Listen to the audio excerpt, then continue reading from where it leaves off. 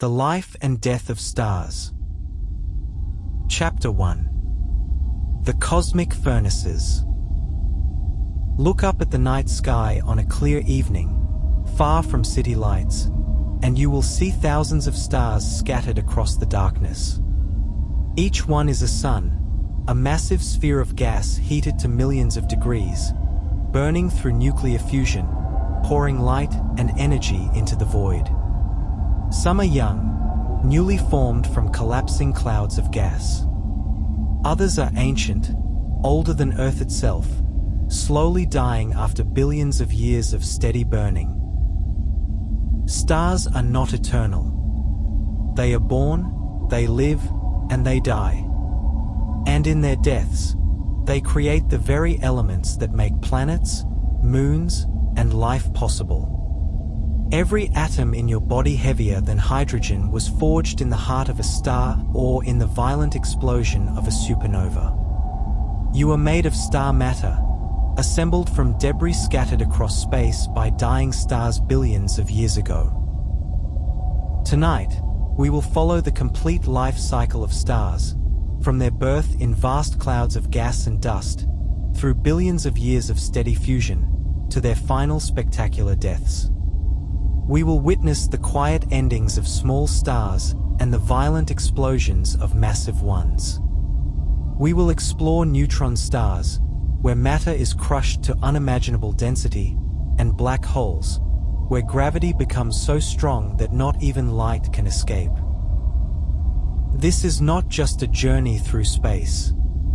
It is a journey through time, across billions of years, watching matter transform from diffuse gas into blazing suns, then back into gas again, enriched with new elements, ready to form the next generation of stars. It is the story of cosmic recycling, of how the universe creates and destroys and creates again. Before we begin, we must understand what a star is at its most fundamental level. A star is a ball of gas, primarily hydrogen and helium, held together by its own gravity. This gravity tries to crush the gas into the smallest possible space, compressing it, heating it. In the core, the pressure and temperature become so extreme that hydrogen nuclei, protons, are forced together despite their electrical repulsion. When protons fuse, combining to form helium, they release energy. This energy, in the form of heat and light, creates an outward pressure that pushes against the inward pull of gravity. As long as fusion continues, the star remains stable, balanced between the crushing force of gravity and the expansive force of fusion energy. This balance can last for millions, billions, even trillions of years, depending on the star's mass. But it cannot last forever. Eventually, the hydrogen fuel runs out. When it does, the balance is broken. What happens next depends on how massive the star is. Small stars die quietly, puffing off their outer layers and leaving behind a dense core that slowly cools over eons. Massive stars die violently, exploding in supernovae that briefly outshine entire galaxies. Stars are categorized by their mass, which determines everything about their lives. A star with less mass than our Sun will burn slowly and live for tens or even hundreds of billions of years. A star with the mass of our Sun will live about 10 billion years. A star 10 times more massive than our Sun will live only tens of millions of years, burning through its fuel at a ferocious rate before dying in a spectacular explosion. Why do more massive stars die faster? It seems counterintuitive. They have more fuel, so shouldn't they last longer? But the core of a massive star is under much more pressure from the weight of the overlying material.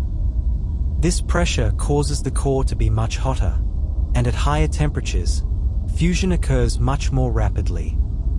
A massive star burns bright and dies young, like a candle in a wind. Stars also differ in color and temperature. The hottest stars are blue, with surface temperatures exceeding 30,000 degrees Celsius. Cooler stars are red, with surface temperatures around 3,000 degrees. Our Sun, at about 5,500 degrees, is yellow-white, intermediate in temperature. These colors tell us about the star's surface temperature, which in turn tells us about its mass and stage of evolution. Astronomers classify stars using a system based on their spectra, the pattern of light they emit.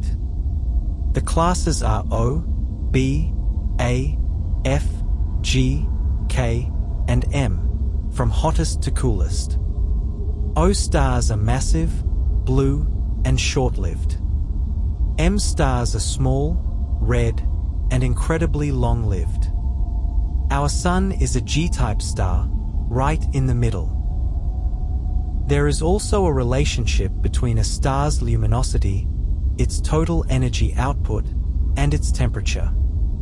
This relationship is displayed on a graph called the Hertzsprung-Russell diagram, or HR diagram. Most stars fall along a diagonal band called the main sequence, where stars are burning hydrogen in their cores. Giants and supergiants occupy the upper right, cool but luminous because of their enormous size. White dwarfs occupy the lower left, hot but dim because of their small size. The HR diagram is a map of stellar evolution. Stars are born along the main sequence and spend most of their lives there. When they exhaust their core hydrogen, they leave the main sequence and evolve to the right, becoming giants. What happens next depends on mass. Low-mass stars shed their outer layers and become white dwarfs. High-mass stars explode and leave behind neutron stars or black holes. Stars are the engines of the universe. They convert simple elements into complex ones through fusion. They illuminate galaxies, making them visible across cosmic distances. They create the conditions necessary for planets to form. And on at least one planet, orbiting an unremarkable G-type star, they have enabled the emergence of life and consciousness. Without stars, the universe would be a cold, dark place, filled only with hydrogen and helium, the primordial elements created in the Big Bang. There would be no carbon, no oxygen, no iron, no silicon. There would be no rocky planets, no water, no life.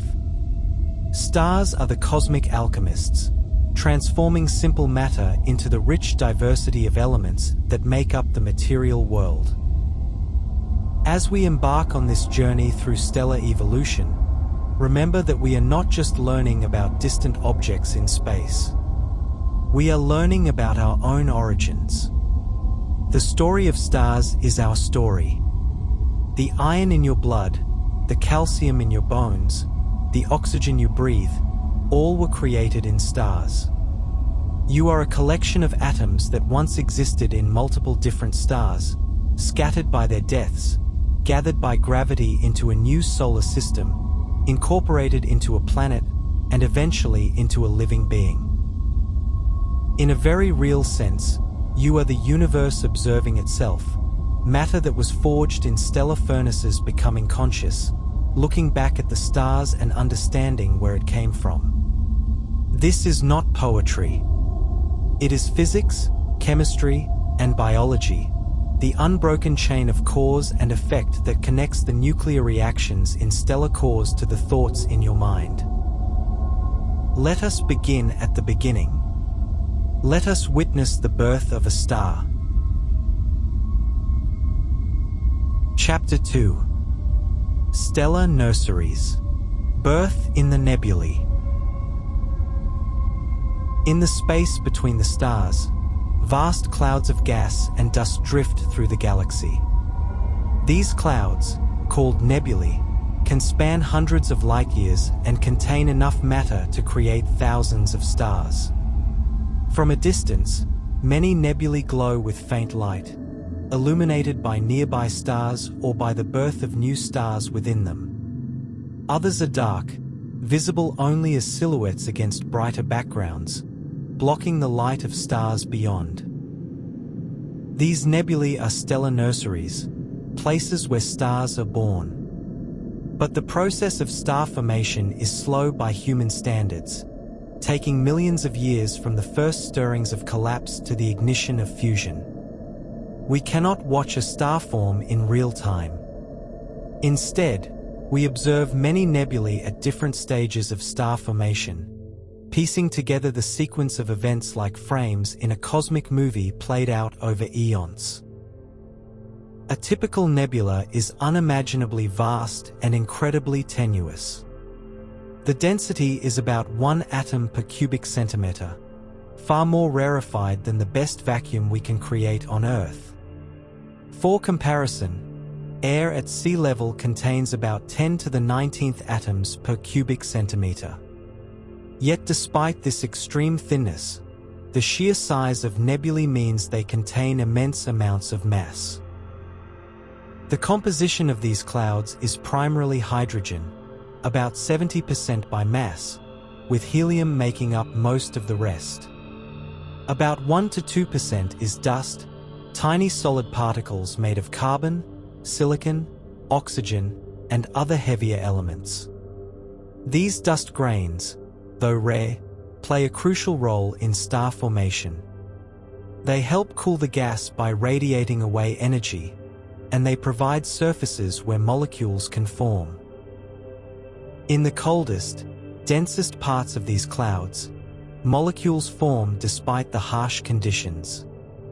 Molecular hydrogen, H2, is most common, but carbon monoxide, water, ammonia, and more complex organic molecules also exist. These molecular clouds are the darkest nebulae, often appearing as dark patches against the starry background, blocking visible light but glowing faintly in infrared. For millions or even billions of years, these clouds can simply drift through space, neither collapsing nor dispersing. But they are not perfectly uniform. Turbulence creates denser clumps and less dense voids. Magnetic fields thread through the clouds, providing some support against gravity. And the clouds are constantly being buffeted by stellar winds, shock waves from supernovae, and radiation from nearby stars. Eventually, something triggers a collapse. Perhaps a shock wave from a nearby supernova compresses part of the cloud. Perhaps two clouds collide. Perhaps part of the cloud simply becomes dense enough that gravity overcomes the pressure and magnetic support. Whatever the trigger, once collapse begins, gravity takes over. The denser parts of the cloud collapse faster than the less dense parts. This is because gravitational force is stronger where matter is more concentrated. Soon, multiple dense cores are forming within the larger cloud, each one destined to become a star or a small group of stars. This is why stars are often born in clusters, dozens or hundreds forming in the same nebula at roughly the same time. As a cloud core collapses, several things happen. The core becomes denser, obviously, as the same amount of matter occupies less space. It also becomes hotter. This might seem counterintuitive. We normally think of gas cooling as it expands and heating as it is compressed, and that is correct. But why does the collapsing cloud heat up rather than cool down by radiating away its energy? The answer lies in how fast the collapse occurs versus how fast the gas can radiate energy. In the early stages, when the cloud is still very diffuse, it can radiate energy efficiently. Dust grains in the cloud absorb thermal energy and re-emit it as infrared radiation, which escapes the cloud. The cloud remains cold, only about 10 to 20 degrees above absolute zero. But as the cloud contracts and becomes denser, it becomes harder for the infrared radiation to escape. The dust absorbs and re-emits the photons repeatedly, trapping the thermal energy inside the collapsing core. The temperature begins to rise. The pressure increases. Yet gravity is still stronger, and the collapse continues. This is the beginning of protostar formation. The collapsing core is not yet a star. It is not generating energy through fusion. It is simply a ball of gas heated by gravitational compression, growing hotter and denser as more material falls onto it from the surrounding cloud. The collapse is not perfectly spherical. Real clouds have some rotation, however slight. As the cloud collapses, conservation of angular momentum causes it to spin faster, like a figure skater pulling in their arms. This rotation flattens the collapsing material into a disk, with the protostar forming at the center and a rotating disk of gas and dust surrounding it. This disk is crucial. It is where planets will eventually form. But in the early stages, the disk also channels material onto the protostar, allowing it to continue growing. Material from the outer cloud falls inward, joins the disk, spirals inward through the disk due to friction and magnetic effects, and eventually accretes onto the protostar. Some of the infalling material does not make it onto the protostar. Magnetic fields threading through the disk can launch powerful jets of gas along the rotation axis, perpendicular to the disk. These jets shoot out from the poles of the protostar at hundreds of kilometers per second, sometimes extending for light years through the surrounding nebula. When these jets collide with the surrounding gas, they create glowing shock waves called Herbig-Haro objects, visible evidence of active star formation. The protostar grows by accreting material from the disk. In the beginning, it might have only a fraction of the mass it will eventually have.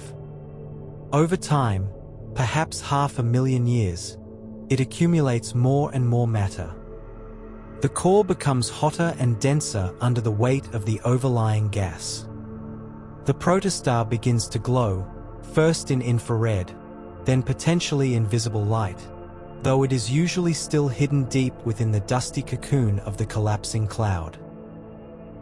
During this phase, the protostar is turbulent and variable.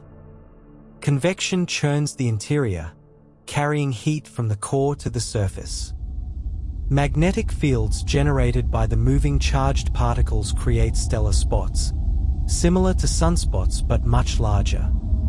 The accretion process is irregular, with periods of rapid infall alternating with quieter periods. This variability makes young protostars flicker and flare. The surrounding cloud continues to feed the protostar, but not forever. The jets and winds from the protostar begin to push back against the infalling material. Radiation pressure from the growing protostar exerts force on the dust grains in the cloud. Eventually, the outward forces balance the inward pull of gravity, and the accretion slows and stops. Meanwhile, the disk around the protostar begins to evolve. Dust grains collide and stick together, forming larger particles. These particles settle toward the midplane of the disk, creating a dense layer. Collisions continue, building up pebbles, then boulders, then planetesimals, and eventually planets. But planet formation takes millions of years, and we are concerned now with the star. In the densest, most active stellar nurseries, dozens or hundreds of protostars are forming simultaneously. The Orion Nebula, visible to the naked eye as the middle star in Orion's sword, is one such nursery. Infrared observations reveal thousands of protostars and young stars hidden within the glowing gas, most less than 1 million years old. The nebula will eventually disperse, and these stars will drift apart, becoming isolated or small groups scattered through the galaxy. Other famous stellar nurseries include the Eagle Nebula, home to the iconic pillars of creation, towering columns of gas and dust where new stars are being born. The Carina Nebula contains some of the most massive stars in our galaxy, and active star formation is ongoing.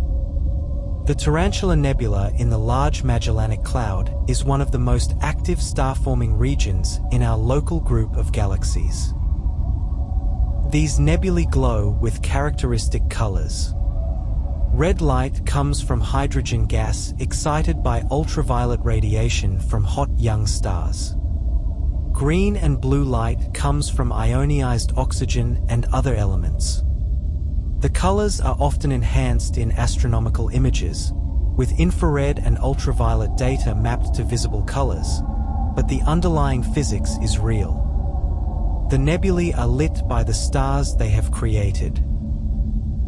The birth of stars is both violent and beautiful. Shock waves, jets, radiation, all a part of the process. Yet from our perspective, separated by thousands of light years and millions of years of time, it appears serene. The nebulae glow softly in the images. The pillars of dust stand still, though they are being eroded by starlight at kilometers per second. The protostars are hidden, their violent accretion invisible except in infrared. It is humbling to realize that our sun formed this way 4.5 billion years ago, in a nebula long since dispersed. The planets formed from the leftover disk material. The outer parts of that disk became comets, now orbiting in the distant Kuiper belt and Oort cloud. And on one of those planets, the third from the Sun, conditions were just right for life to emerge and eventually evolve into beings capable of looking back at the stars and understanding how they came to be. The protostar continues to grow, fed by the disk and the remnants of the collapsing cloud. The core becomes hotter and denser. The pressure at the center increases. And eventually, the protostar reaches a critical threshold. The conditions are right for nuclear fusion to begin. When that moment arrives, the protostar becomes a star. The long, slow process of gravitational collapse is over. The rapid, energetic phase of fusion has begun. Let us now witness that transformation. Chapter 3. Protostars. The first glow. The protostar is not yet a star. It glows, yes, radiating energy into space, but this energy comes from gravitational contraction, not from nuclear fusion. As material falls onto the protostar, the gravitational potential energy is converted to heat, warming the interior and causing the protostar to shine. This is called the Kelvin-Helmholtz mechanism, and it can sustain a protostar's luminosity for hundreds of thousands or even millions of years. But there is a fundamental difference between a protostar powered by gravitational contraction and a true star powered by nuclear fusion. The protostar will eventually exhaust its ability to contract and will cool and fade unless fusion ignites. Fusion, once started, can sustain a star for billions of years, as long as there is fuel to burn. The protostar's interior is turbulent and convective. Heat generated in the core, where material is most compressed and temperatures are highest, is carried to the surface by rising currents of hot gas. The surface, though cooler than the core, is still hot enough to glow, typically around 3000 degrees Celsius, giving the protostar a deep red color. The protostar is still surrounded by a disk of gas and dust, and material continues to fall from the disk onto the protostar, adding to its mass. The rate of accretion varies. Sometimes the infall is steady. Other times, instabilities in the disk cause sudden surges of material to fall onto the protostar, causing it to brighten dramatically. These outbursts, called FU Orionis events after the prototype star, can increase a protostar's brightness by 100 times or more for decades or centuries. During this phase, the protostar is classified as a T Tauri star, named after the first star of this type identified. T Tauri stars are young, pre-main sequence stars, still contracting toward the main sequence, but no longer deeply embedded in their natal clouds. They are often variable, brightening and dimming on timescales of days to years. They have strong stellar winds, magnetic fields, and can produce powerful flares. The surface of a T Tauri star is cooler than the interior, but still much hotter than anything on Earth. Dark spots, caused by magnetic fields, cover significant fractions of the surface. These are much larger and more common than sunspots on our Sun. The magnetic fields are generated by the dynamo effect, the motion of electrically conducting plasma in the convective interior creating and amplifying magnetic fields. As the protostar continues to accrete material, its mass increases. More mass means more gravitational pressure on the core. The core temperature rises. At a few 100,000 degrees, the kinetic energy of particles is high enough that nuclear reactions become possible, though not yet the main proton-proton chain or CNO cycle that will power the star once it reaches the main sequence. Instead, deuterium fusion begins.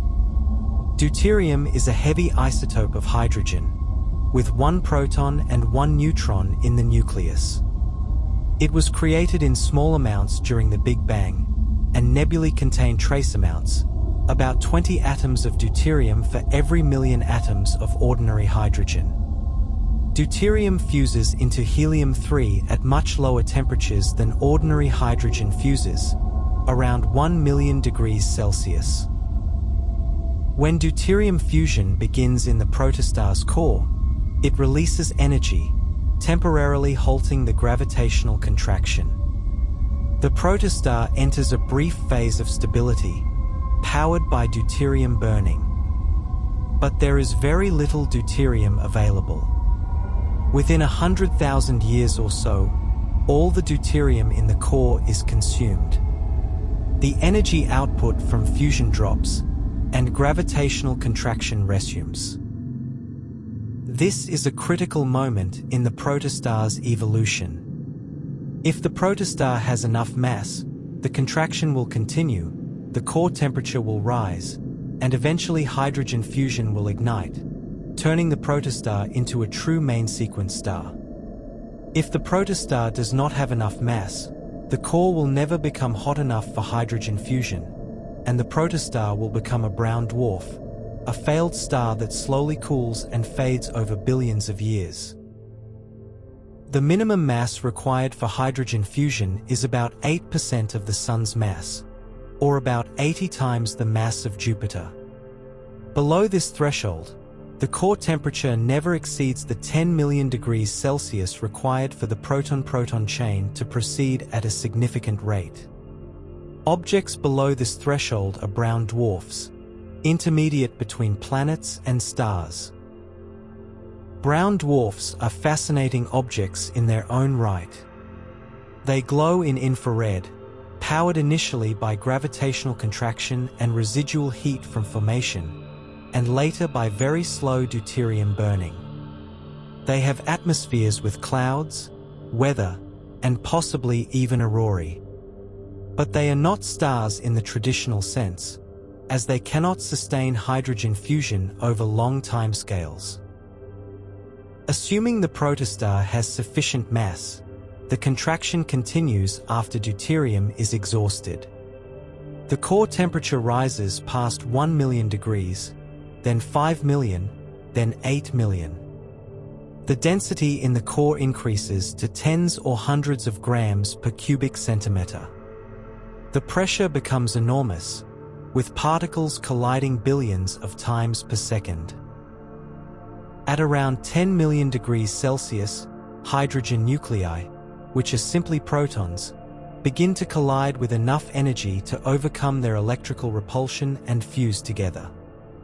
This is the moment the star has been building toward for perhaps 10 million years. The fusion of hydrogen into helium begins, releasing energy according to Einstein's famous equation, E=mc².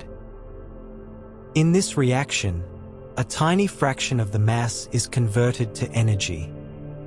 4 hydrogen nuclei, with a combined mass of about 6.69 times 10 to the negative 27 kilograms, fuse to form one helium nucleus, with a mass of about 6.64 times 10 to the negative 27 kilograms.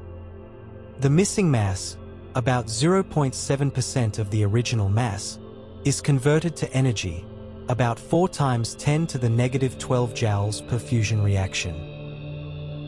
This seems like a tiny amount of energy, and for a single reaction, it is. But when multiplied by the enormous number of reactions occurring every second in a stellar core, the energy output is staggering. In the Sun's core, about 600 million tons of hydrogen are converted to helium every second, with about 4 million tons of mass converted to energy. This energy is what makes the Sun shine, and what will sustain it for another 5 billion years. When hydrogen fusion begins, the protostar finally achieves stability. The energy from fusion creates an outward pressure that balances the inward pull of gravity. The contraction stops. The star has arrived on the main sequence, the phase where it will spend the majority of its life. But arriving on the main sequence does not happen instantaneously. There is a transition period as the star adjusts to the new energy source. The interior structure changes. For low-mass stars like the Sun, the core becomes radiative, with energy transported outward by photons being absorbed and re-emitted, while the outer layers remain convective. For high-mass stars, the core is convective and the outer layers radiative. This settling process takes a few million years for a Sun-like star, a blink of an eye in cosmic terms but long by human standards. The star's luminosity and surface temperature stabilize. The disk around the star is gradually cleared, either by accretion onto the star, by the formation of planets, or by being blown away by stellar winds. The jets and strong variability characteristic of the T-Tauri phase diminish. What remains is a young main sequence star, beginning the longest phase of its life. It will burn hydrogen steadily for billions of years, unchanging on human timescales, a stable beacon of light in the darkness of space. Around it, planets may have formed, rocky worlds close to the star, gas giants farther out, icy bodies in the outer reaches. And on at least some of those planets, perhaps, conditions are right for life to begin its own long journey. The protostar phase is over. The star has been born. Now begins the long, slow burn of the main sequence, the phase we will explore next. But before we move forward, let us appreciate what we have witnessed. From a cloud of gas and dust, diffuse and cold, gravity has sculpted a sphere of plasma, hot and dense, where nuclear reactions transform matter and release energy. This is stellar alchemy, the process that powers the universe, and it all begins with the simple collapse of a cloud under its own weight. Let us now follow the star through the main sequence, the long phase of stability that defines the prime of a star's life. Chapter 4. Ignition. Nuclear fusion begins. The core of the protostar has reached 10 million degrees Celsius. At this temperature, hydrogen nuclei are moving fast enough that when they collide, they can overcome the electromagnetic force that tries to push them apart. Two protons, each carrying a positive charge, naturally repel each other. But at 10 million degrees, their kinetic energy is so great that they can approach close enough for the strong nuclear force to take over. The strong nuclear force is one of the four fundamental forces of nature. It operates only at very short distances, less than the diameter of an atomic nucleus, but within that range it is stronger than the electromagnetic force. When two protons get close enough, the strong force binds them together, despite their electrical repulsion. But there is a problem. Two protons cannot simply stick together to form a stable nucleus. A nucleus made of two protons would be unstable and would immediately fly apart. Something else must happen during the collision. In about 1 out of every 10 to the 28th collisions, something extraordinary occurs. One of the protons transforms into a neutron through a process called beta-plus decay. The proton emits a positron, the antimatter counterpart of an electron, and a neutrino, a nearly massless particle that barely interacts with matter. What remains is a neutron bound to the remaining proton, forming deuterium, a heavy isotope of hydrogen. This transformation is governed by the weak nuclear force, another of the four fundamental forces. The weak force is responsible for certain types of radioactive decay and for processes that change one type of particle into another. It is called weak because it is much less powerful than the strong force or electromagnetism, which is why this proton-to-neutron conversion is so rare. The rarity of this initial step is actually crucial for life. If proton fusion were easier, stars would burn through their hydrogen fuel in thousands or millions of years instead of billions. The sun would have exhausted its fuel long before life had time to evolve on Earth. The difficulty of this first step is what gives stars their longevity. Once deuterium is formed, the next steps proceed much more quickly. The deuterium nucleus can collide with another proton, fusing to form helium-3, a light isotope of helium with two protons and one neutron. This reaction releases energy in the form of a high-energy photon, a gamma ray. Two helium-3 nuclei can then collide and fuse to form helium-4, the common isotope of helium with two protons and two neutrons.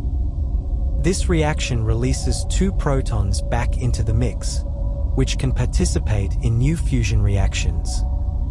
The net result of this entire chain, called the proton-proton chain, is that four hydrogen nuclei are converted into one helium nucleus, two positrons, two neutrinos, and energy in the form of gamma rays. The energy released comes from the mass difference between the reactants and products. Four hydrogen nuclei have a combined mass slightly greater than one helium nucleus plus the other particles produced. This missing mass, about 0.7% of the original mass, is converted to energy according to Einstein's equation, E equals mc squared. The amount of energy released per reaction is tiny by everyday standards, about 4 times 10 to the negative 12 joules. But in the Sun's core, about 10 to the 38 fusion reactions occur every second. Multiplied together, this produces an energy output of about 4 times 10 to the 26 watts, the luminosity of the Sun. The positrons produced in the reaction quickly encounter electrons in the plasma and annihilate, producing more gamma-ray photons. The neutrinos, on the other hand, pass through the star almost as if it were not there. Within seconds of being produced in the core, they escape into space, carrying away a small fraction of the fusion energy. These solar neutrinos pass through Earth constantly, about 65 billion per square centimeter per second, but they interact so weakly with matter that we never notice them. The gamma-ray photons produced by fusion do not escape so easily. A photon travels at the speed of light, 300,000 kilometers per second. At that speed, it should be able to cross the Sun, with a radius of 700,000 kilometers, in just over 2 seconds. But that is not what happens. The interior of the Sun is incredibly dense plasma, filled with free electrons and ionized nuclei. A photon traveling through this plasma is constantly being absorbed and re-emitted by particles. Each absorption-emission cycle changes the photon's direction randomly. The photon follows a random walk, moving in a new random direction after each interaction. The average distance a photon travels between interactions, called the mean free path, is only about a centimeter in the Sun's core. After traveling 1 centimeter, the photon is absorbed and re-emitted in a new direction. It might move inward, toward the core, or outward, toward the surface, or sideways. There is no preferred direction. It is a drunkard's walk through the stellar interior.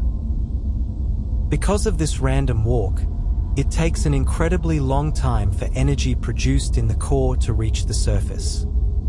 The straight-line distance is 700,000 kilometers, but the actual path followed by the energy, bouncing randomly in all directions, is vastly longer. On average, it takes between 100,000 and 1 million years for energy produced in the core to reach the surface and be radiated into space as visible light. This means that the sunlight warming your face today was produced by fusion reactions that occurred when early humans were evolving in Africa, or perhaps even earlier, when our ancestors were still ape-like creatures in the trees. The energy has been trapped inside the sun, slowly diffusing outward, for longer than human civilization has existed. As the energy diffuses outward, the photons gradually lose energy. The gamma rays produced by fusion in the core are absorbed and re-emitted many times, and each time, the photon's energy can change slightly. By the time the energy reaches the surface, the high-energy gamma rays have been converted into a spectrum of lower-energy photons, mostly in the visible and infrared parts of the electromagnetic spectrum. This is why the Sun does not emit only gamma rays, even though fusion produces gamma rays.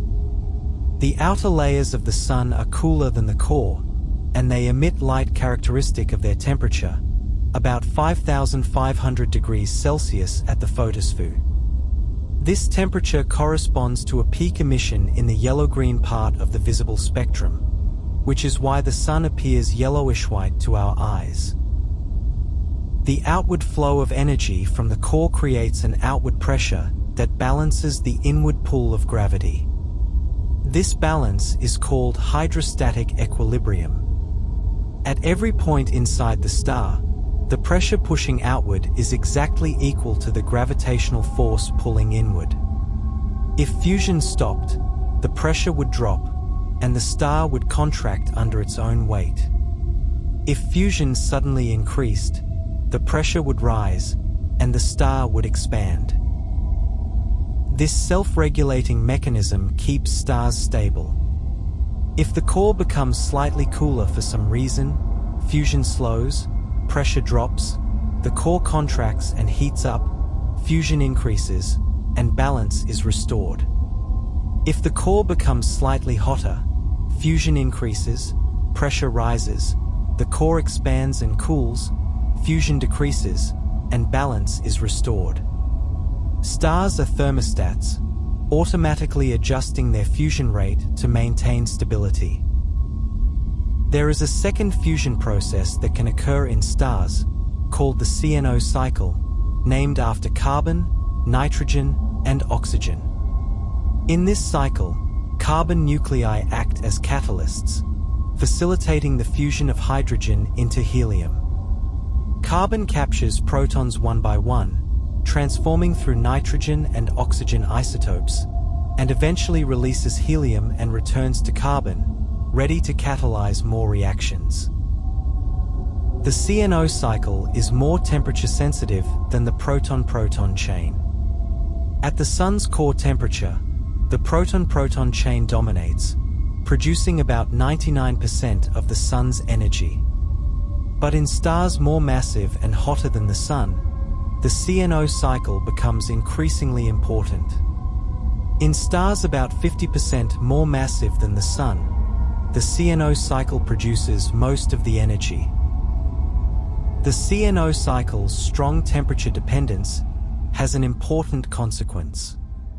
Stars where the CNO cycle dominates have convective cores, where hot plasma rises and cooler plasma sinks, mixing the core thoroughly. Stars where the proton-proton chain dominates, like the Sun, have radiative cores, where energy is transported by photon diffusion, not by bulk motion of plasma. When fusion ignites, the protostar's long contraction finally ends.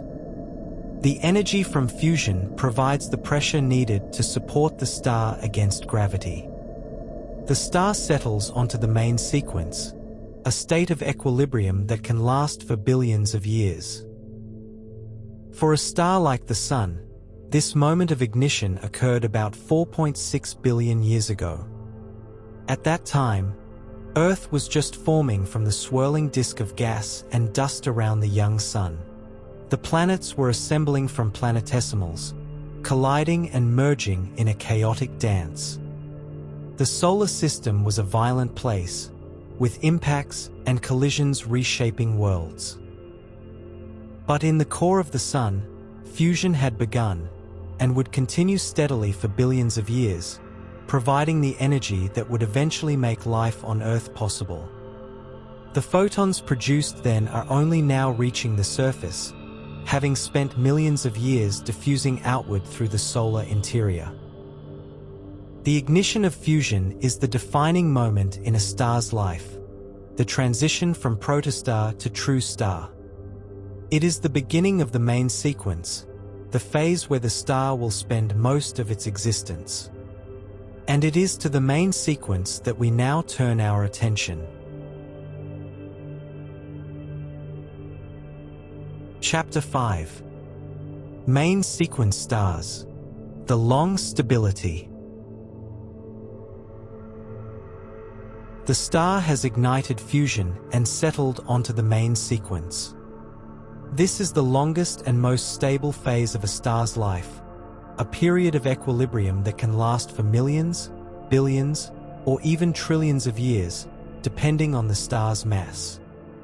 During this time, the star burns hydrogen in its core, converting it steadily into helium, releasing energy that keeps the star shining.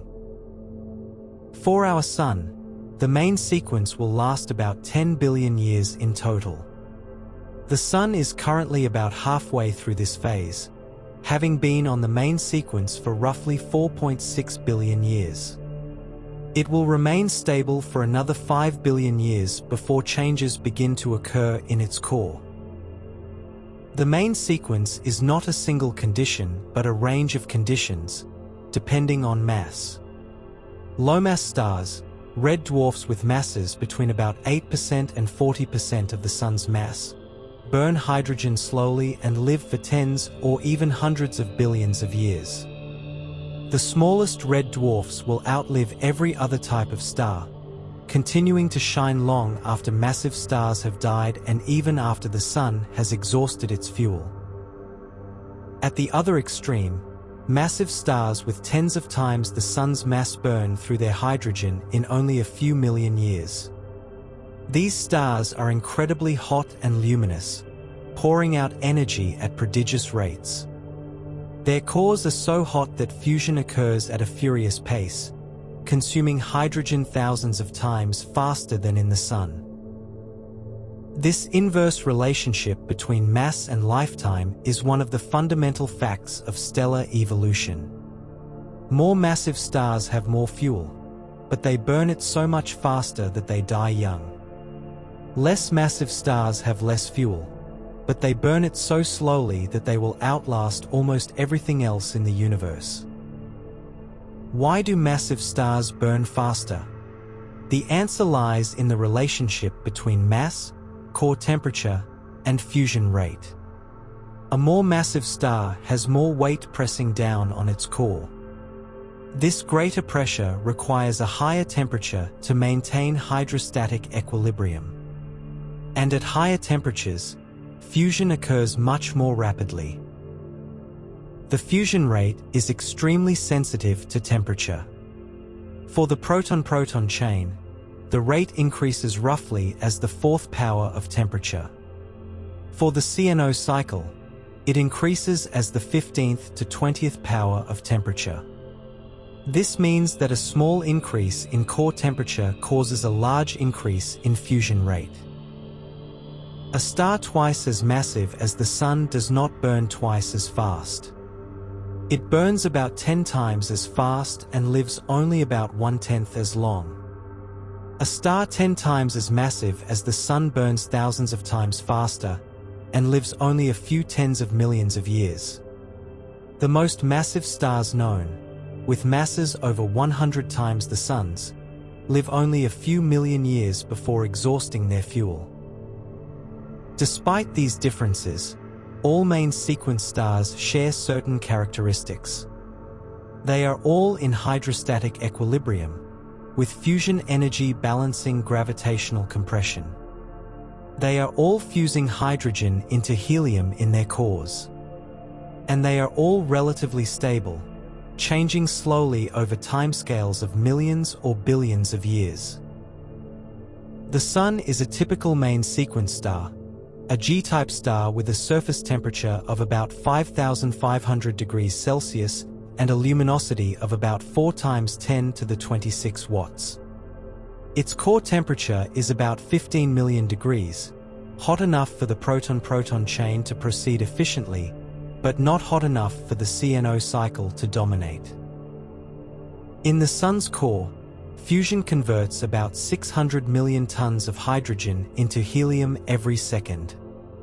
About 4 million tons of mass are converted to energy, which gradually diffuses outward through the radiative zone, taking hundreds of thousands of years to reach the surface.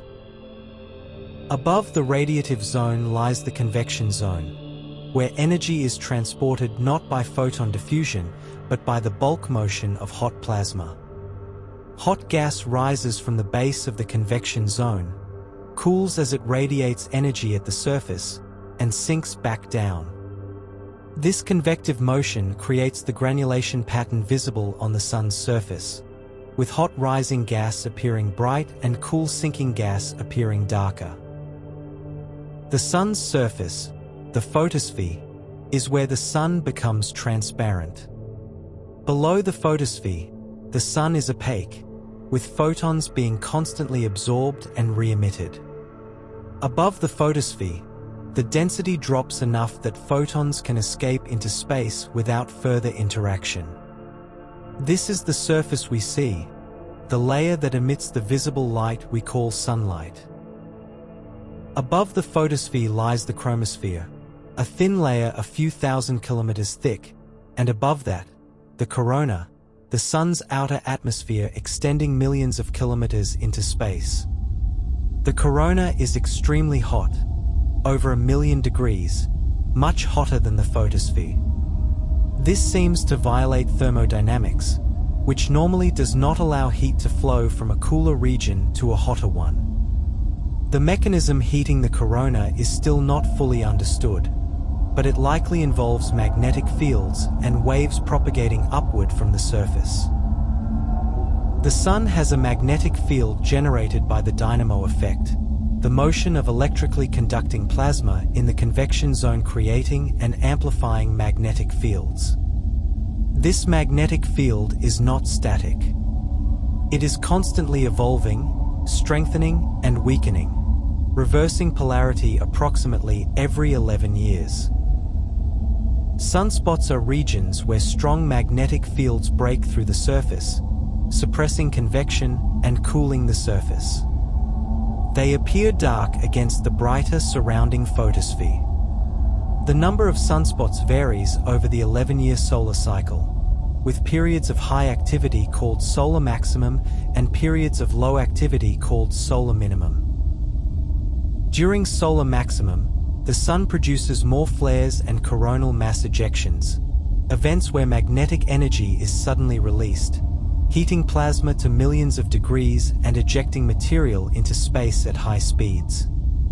These events can affect Earth, causing auroras, disrupting satellites and communications, and even affecting power grids.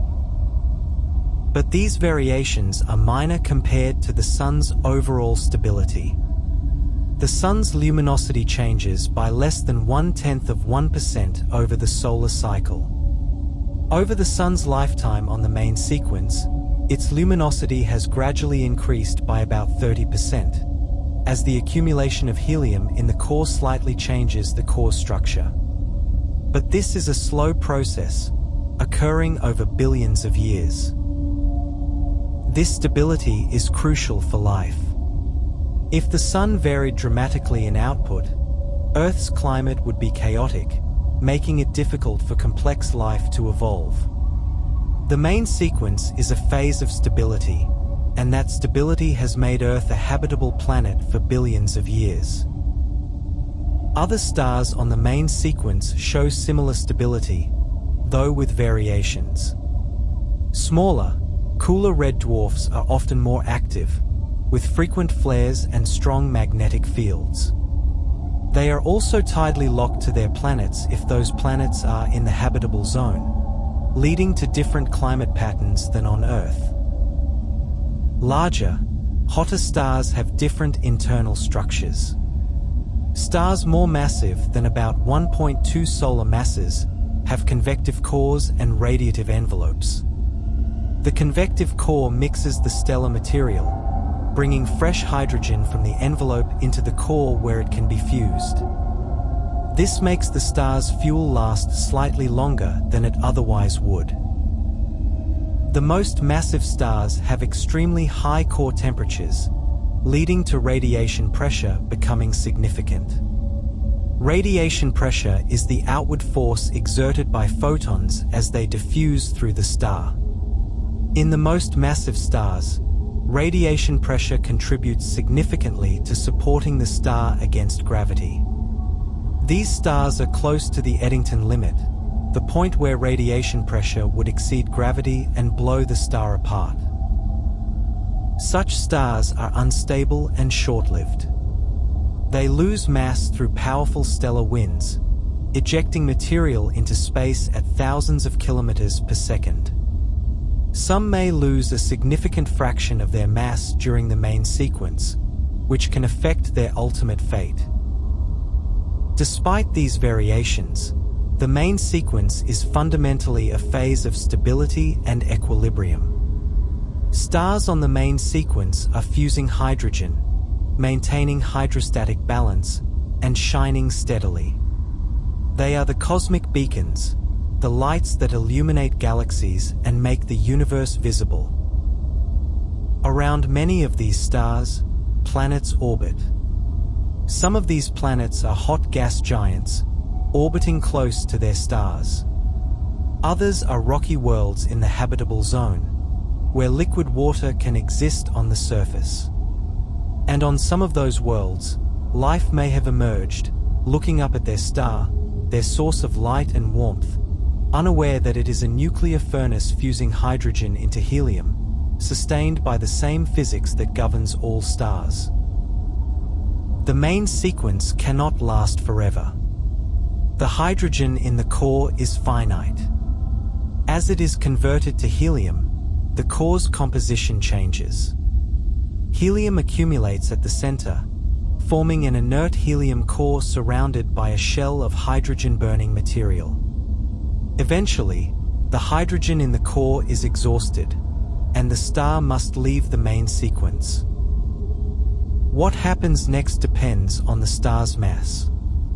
For Sun-like stars, the next phase is the red giant phase, a dramatic transformation where the star swells to hundreds of times its current size. For the most massive stars, the path is different, leading eventually to a supernova explosion. Let us first follow the path of Sun-like stars, exploring what happens when the hydrogen fuel in the core runs out. Chapter 6. Red Giants. The swelling begins. 5 billion years from now, the Sun will have fused all the hydrogen in its core into helium. The core, now composed of helium, is no longer producing energy through fusion. Helium at the temperatures present in the Sun's core, about 15 million degrees, is inert. It takes much higher temperatures, over 100 million degrees, to fuse helium into heavier elements. Without fusion to provide outward pressure, the helium core begins to contract under its own weight. As it contracts, gravitational potential energy is converted to heat, and the core becomes hotter. But it is not yet hot enough for helium fusion. The core continues to contract slowly, becoming denser and hotter over millions of years. Surrounding the contracting helium core is a shell of hydrogen.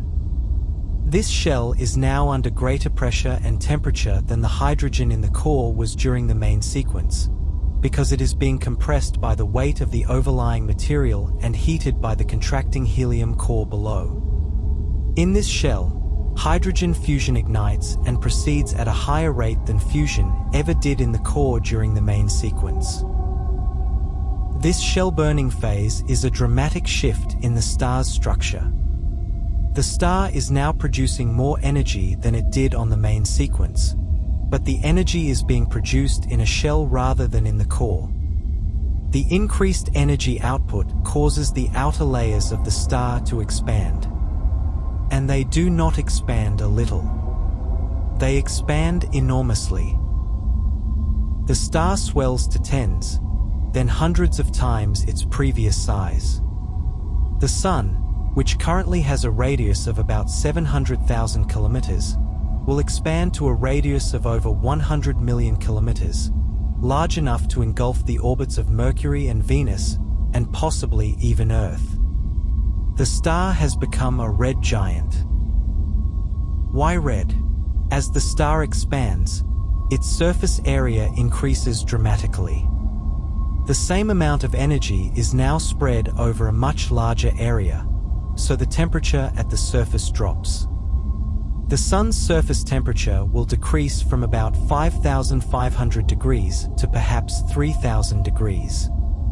At this cooler temperature, the star emits most of its light in the red part of the spectrum, giving it a reddish color.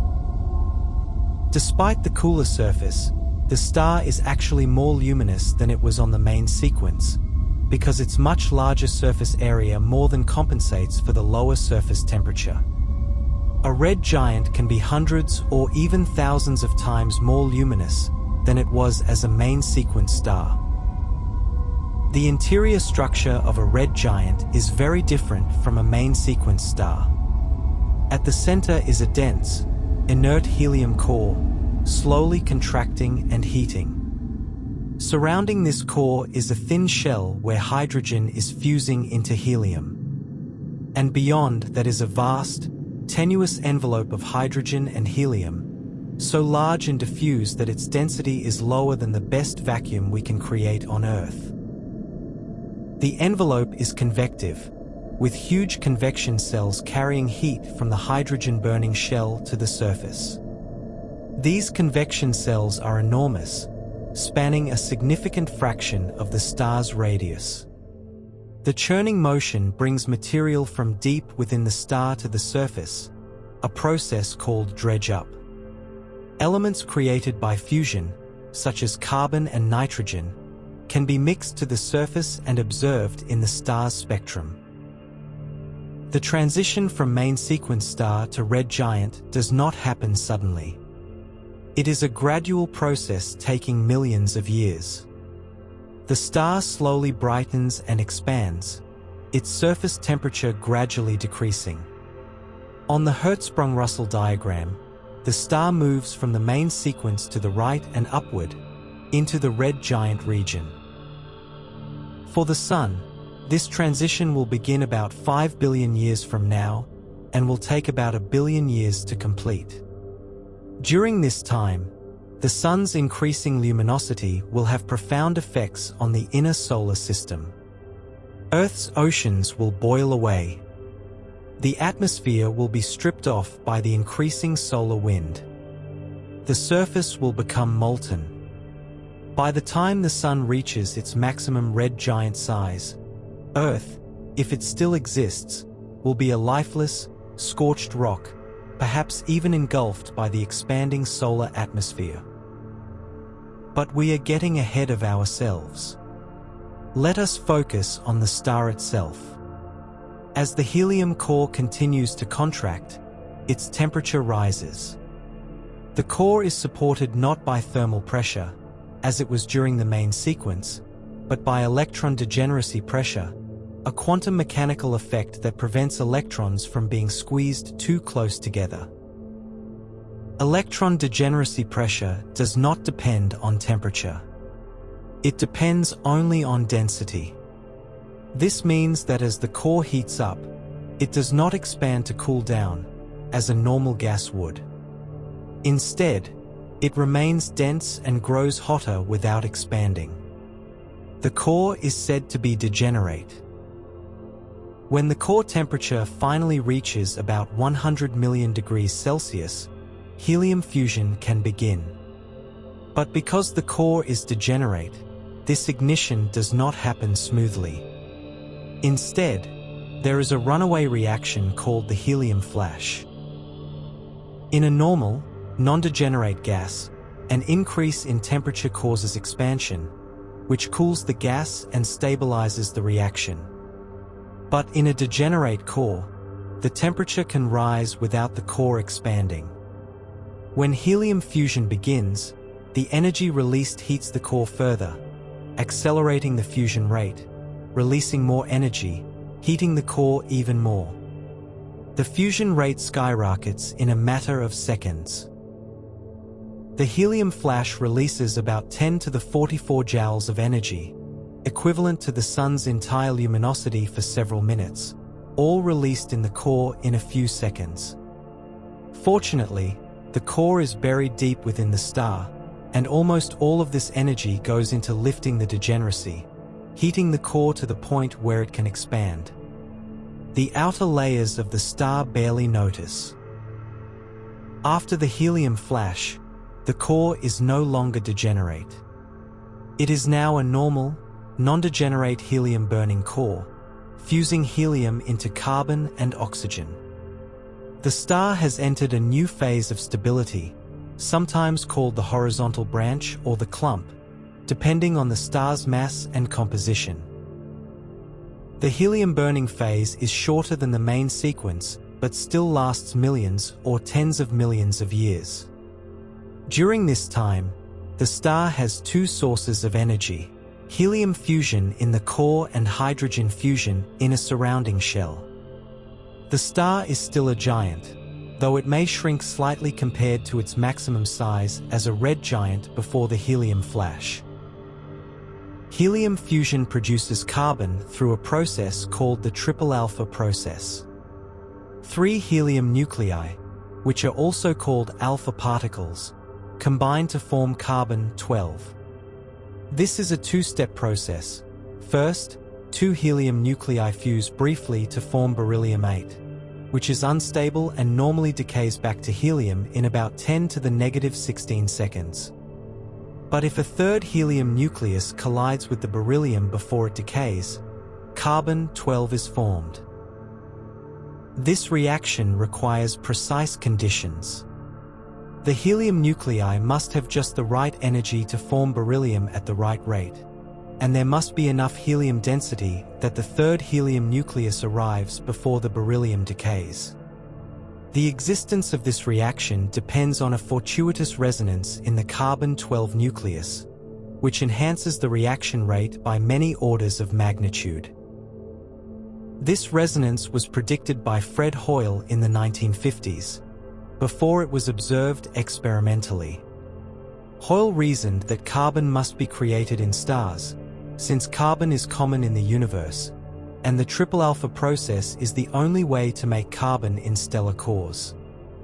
The fact that carbon exists in abundance means there must be a resonance to make the reaction efficient. He was proven correct, and this is sometimes called the anthropic prediction, since the existence of carbon is necessary for life as we know it. Some of the carbon produced can capture another helium nucleus to form oxygen-16. The balance between carbon and oxygen production depends on temperature and helium density. In a Sun-like star, the core ends up being about equal parts carbon and oxygen by the end of the helium burning phase. As helium fusion proceeds, helium in the core is gradually converted to carbon and oxygen. The core grows in mass as more helium is added from the shell-burning region. Eventually, the helium in the core is exhausted, just as the hydrogen was exhausted billions of years earlier. For a Sun-like star, this is the end of fusion. The carbon-oxygen core is inert. It cannot fuse at the temperatures available in the core, which are only a few 100 million degrees. Carbon fusion requires temperatures over 500 million degrees, which Sun-like stars cannot achieve.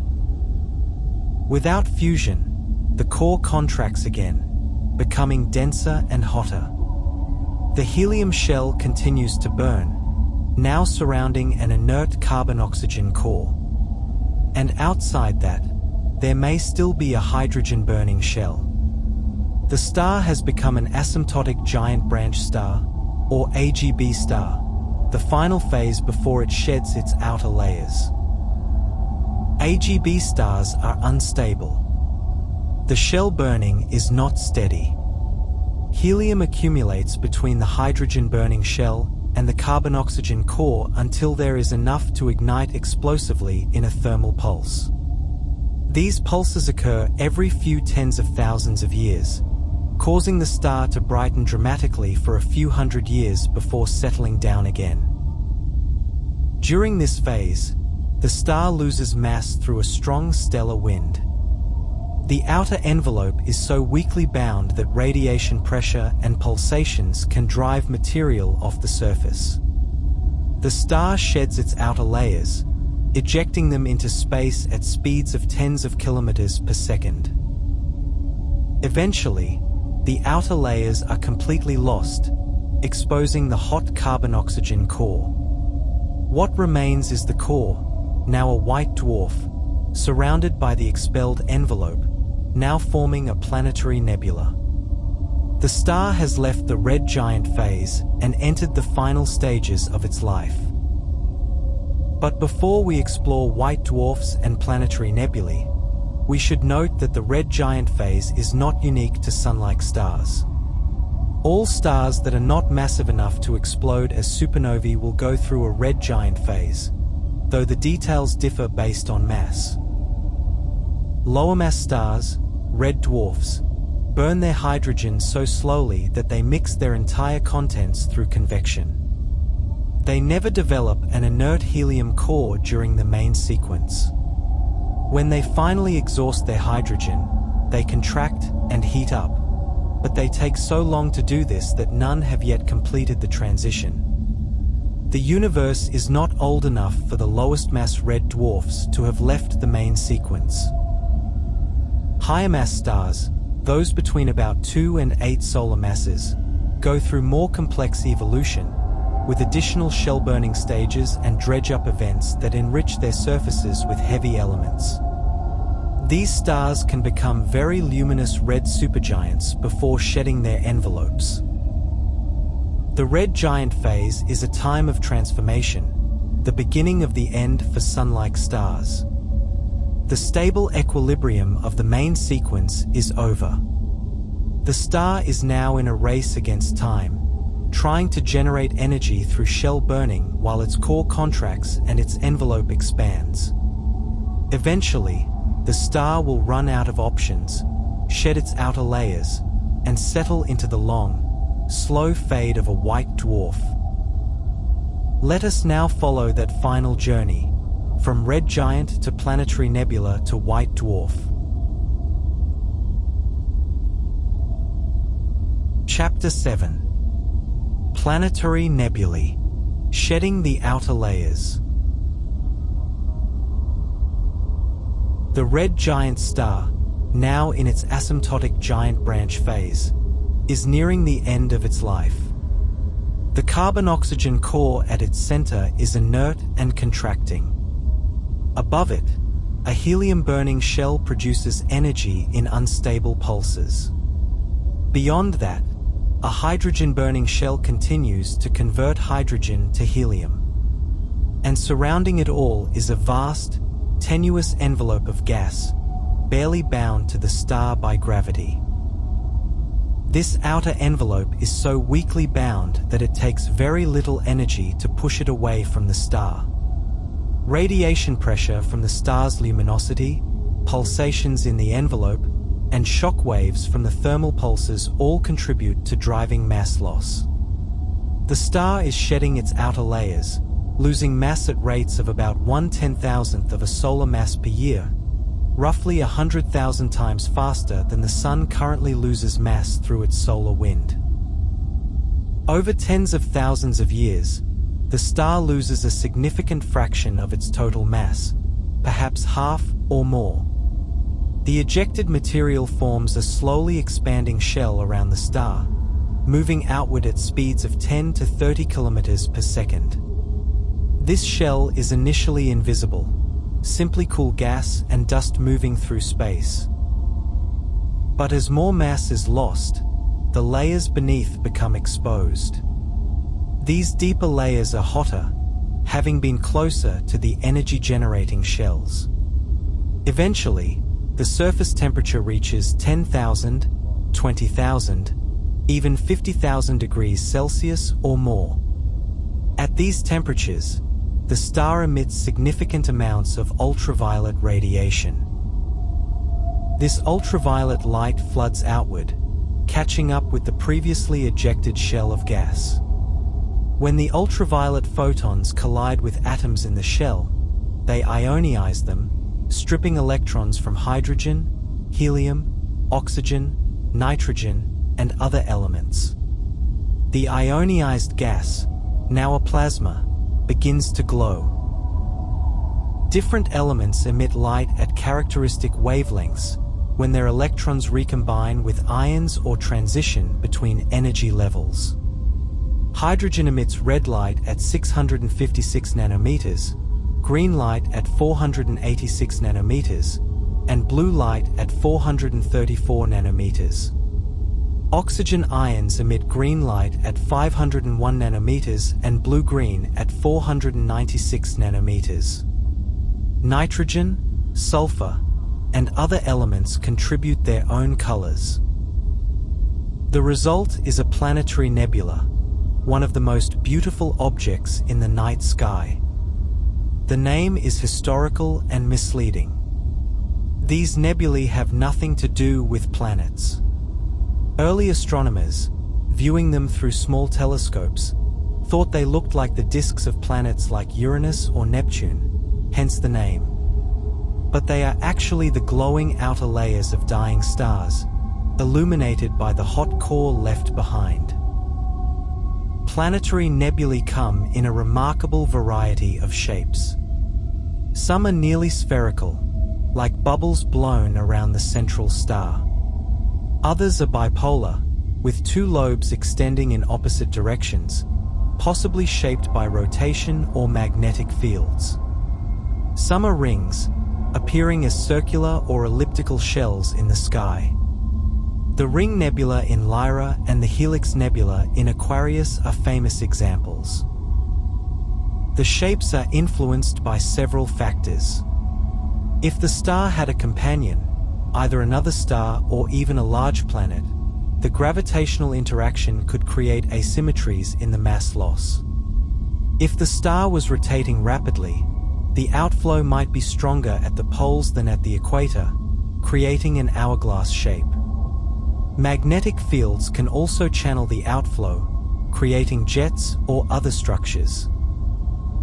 Some planetary nebulae are extraordinarily complex, with multiple shells, knots, and filaments.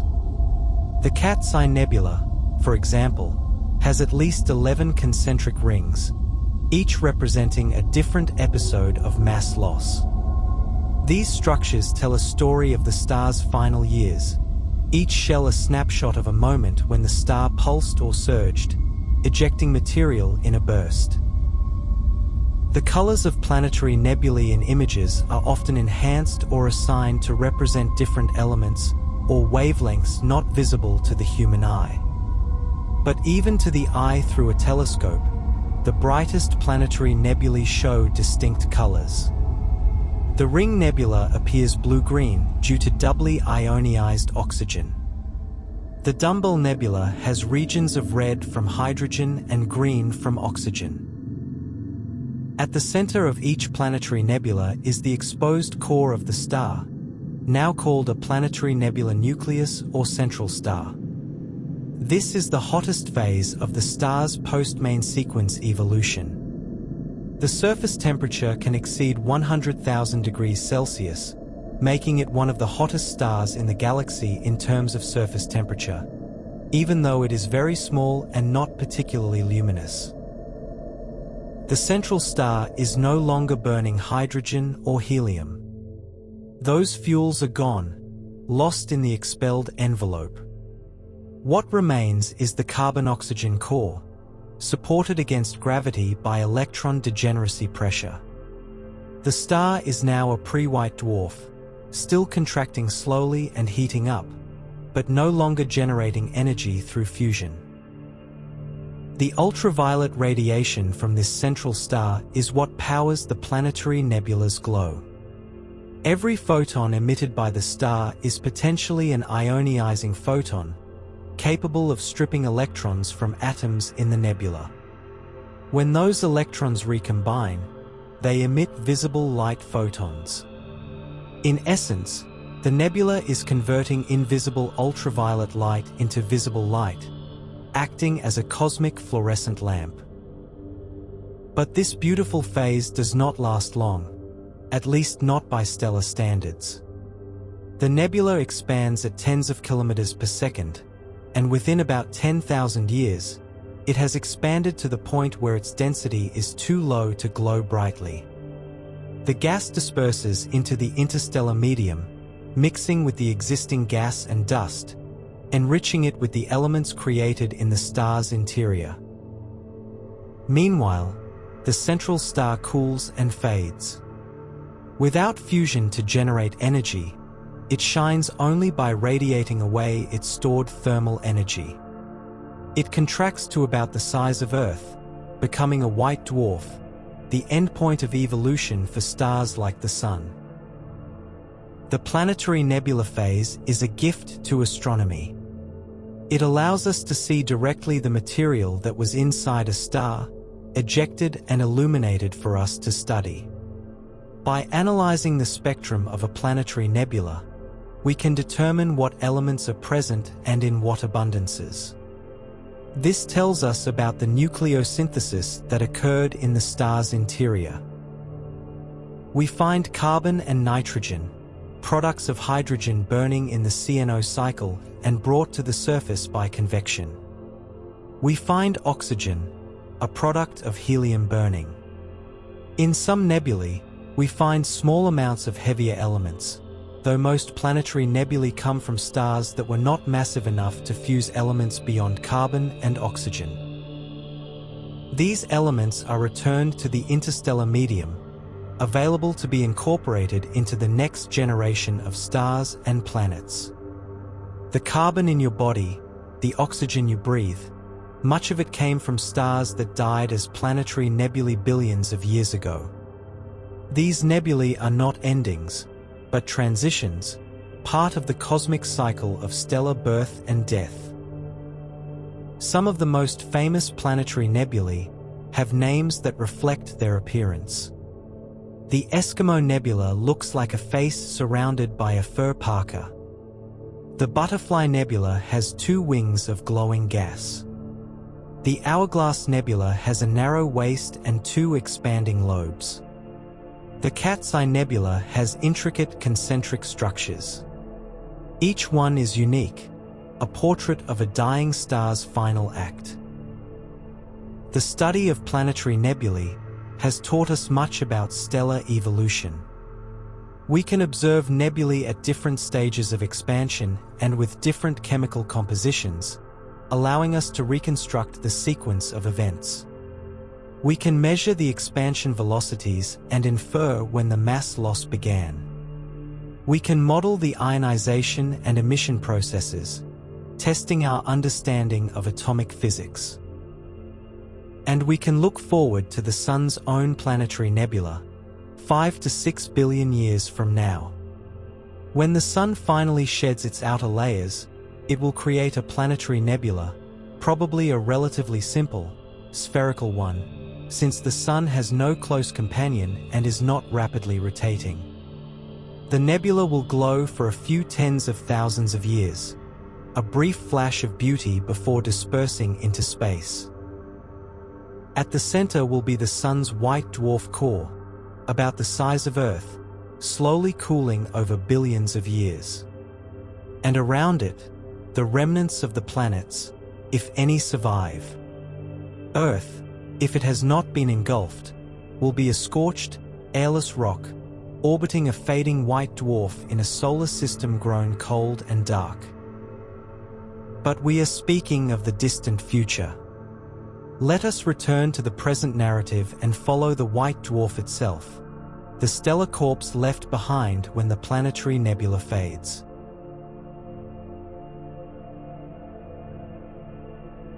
Chapter 8.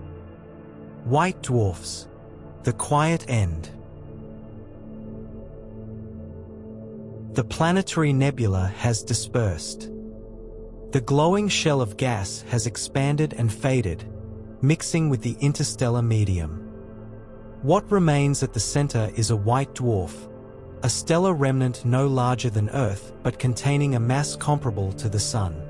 This is the final state for all stars that are not massive enough to explode as supernovae, about 97% of all stars that have ever formed.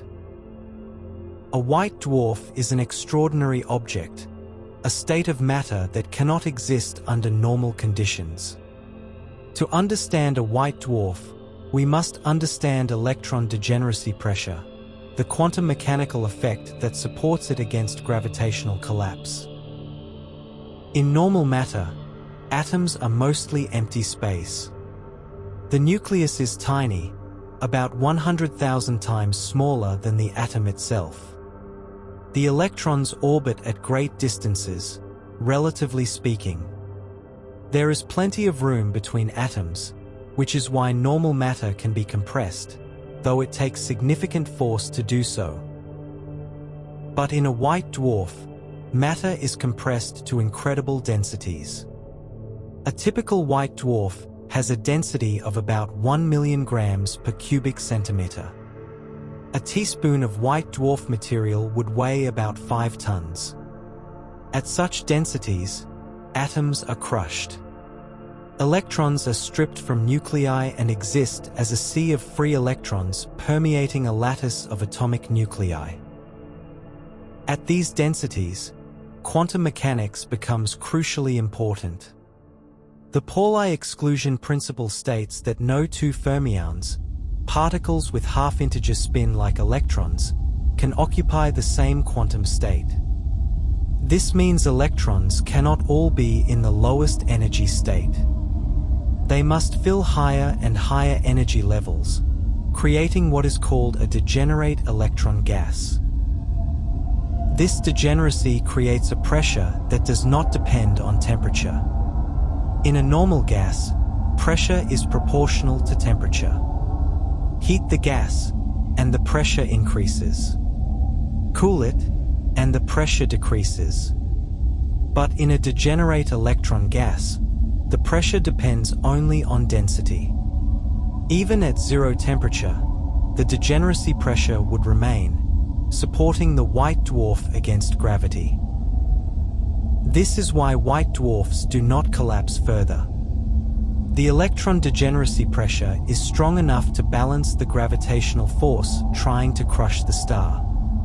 The white dwarf has reached a stable configuration, and it will remain in this state essentially forever, or at least for far longer than the current age of the universe. But there is a limit to how massive a white dwarf can be. As more mass is added, gravity becomes stronger. To support the additional weight, the white dwarf must be compressed to higher density, which increases the degeneracy pressure. But there is a maximum density at which electron degeneracy pressure can support the star. When the mass exceeds about 1.4 times the mass of the Sun, called the Chandrasekhar limit after the astrophysicist who calculated it, electron degeneracy pressure is no longer sufficient. The electrons are moving at speeds approaching the speed of light, and relativistic effects become important. At this point, adding more mass does not increase the pressure enough to support the additional weight. The white dwarf becomes unstable. Most white dwarfs are well below the Chandrasekhar limit. A typical white dwarf has a mass between half and 1 solar mass.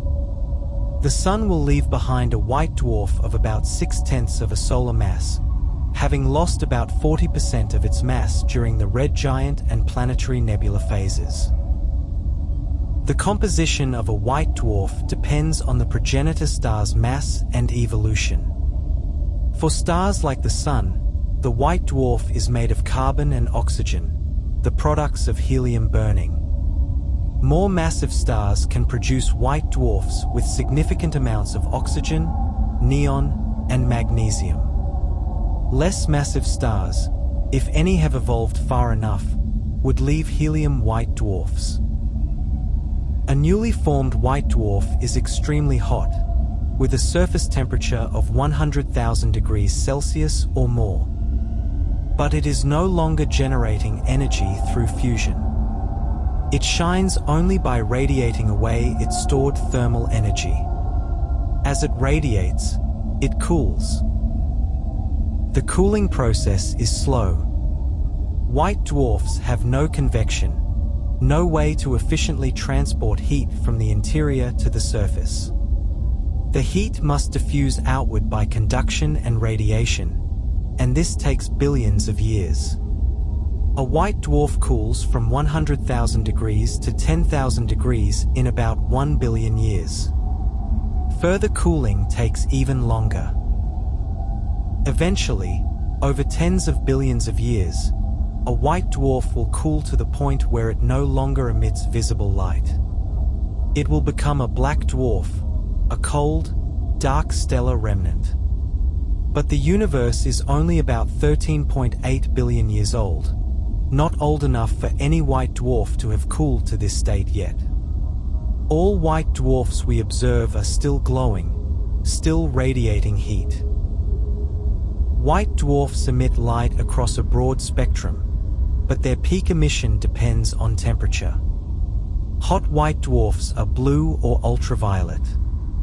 Cool white dwarfs are red or infrared. Astronomers classify white dwarfs by their spectral features, using a system similar to that for main sequence stars but with different letters. Da for white dwarfs with hydrogen in their spectra, Db for helium, Dc for those with no strong lines, and so on. Some white dwarfs show evidence of heavy elements in their atmospheres, such as calcium, iron, or even heavier elements. These elements sink quickly in the strong gravity of a white dwarf, so their presence in the atmosphere indicates recent accretion of material, possibly from asteroids or comets that wandered too close and were torn apart by tidal forces. In fact, many white dwarfs are surrounded by debris disks, the shredded remains of asteroids or planets that survived the red giant phase but were eventually disrupted. These disks are visible in infrared observations and provide evidence that planetary systems, or at least their remnants, can survive the death of their host star. White dwarfs can also have magnetic fields, sometimes extraordinarily strong ones. Some white dwarfs have fields of millions or even billions of Gauss, far stronger than any field found on main-sequence stars. These fields may be remnants of the progenitor star's magnetic field, compressed and amplified during the collapse to white dwarf size. Some white dwarfs are not isolated but are in binary systems, orbiting another star. If the companion is also a white dwarf, the system is a double white dwarf binary. If the companion is a main-sequence star or a red giant, the white dwarf can accrete material from the companion, either through a stellar wind or through Roche-Lobe overflow, where the companion fills its gravitational equipotential surface and material spills over onto the white dwarf. This accretion can have dramatic consequences. If hydrogen-rich material accumulates on the surface of a white dwarf, it can be compressed and heated until fusion ignites in a thermonuclear runaway. The entire accreted layer explodes in a nova, brightening the white dwarf by a factor of 10,000 to 1,000,000 for a few weeks before fading back to its original state. Novae can recur if accretion continues, making some white dwarfs novae that explode repeatedly every few decades or centuries. If the accreted material is helium, a similar process can occur, but the explosion is called a helium nova or a type Ia supernova precursor, depending on the details. And if a white dwarf accretes enough mass to exceed the Chandrasekhar limit, it undergoes a catastrophic explosion called a type Ia supernova, completely destroying the white dwarf. We will return to type Ia supernovae when we discuss the deaths of massive stars, as they are important for different reasons.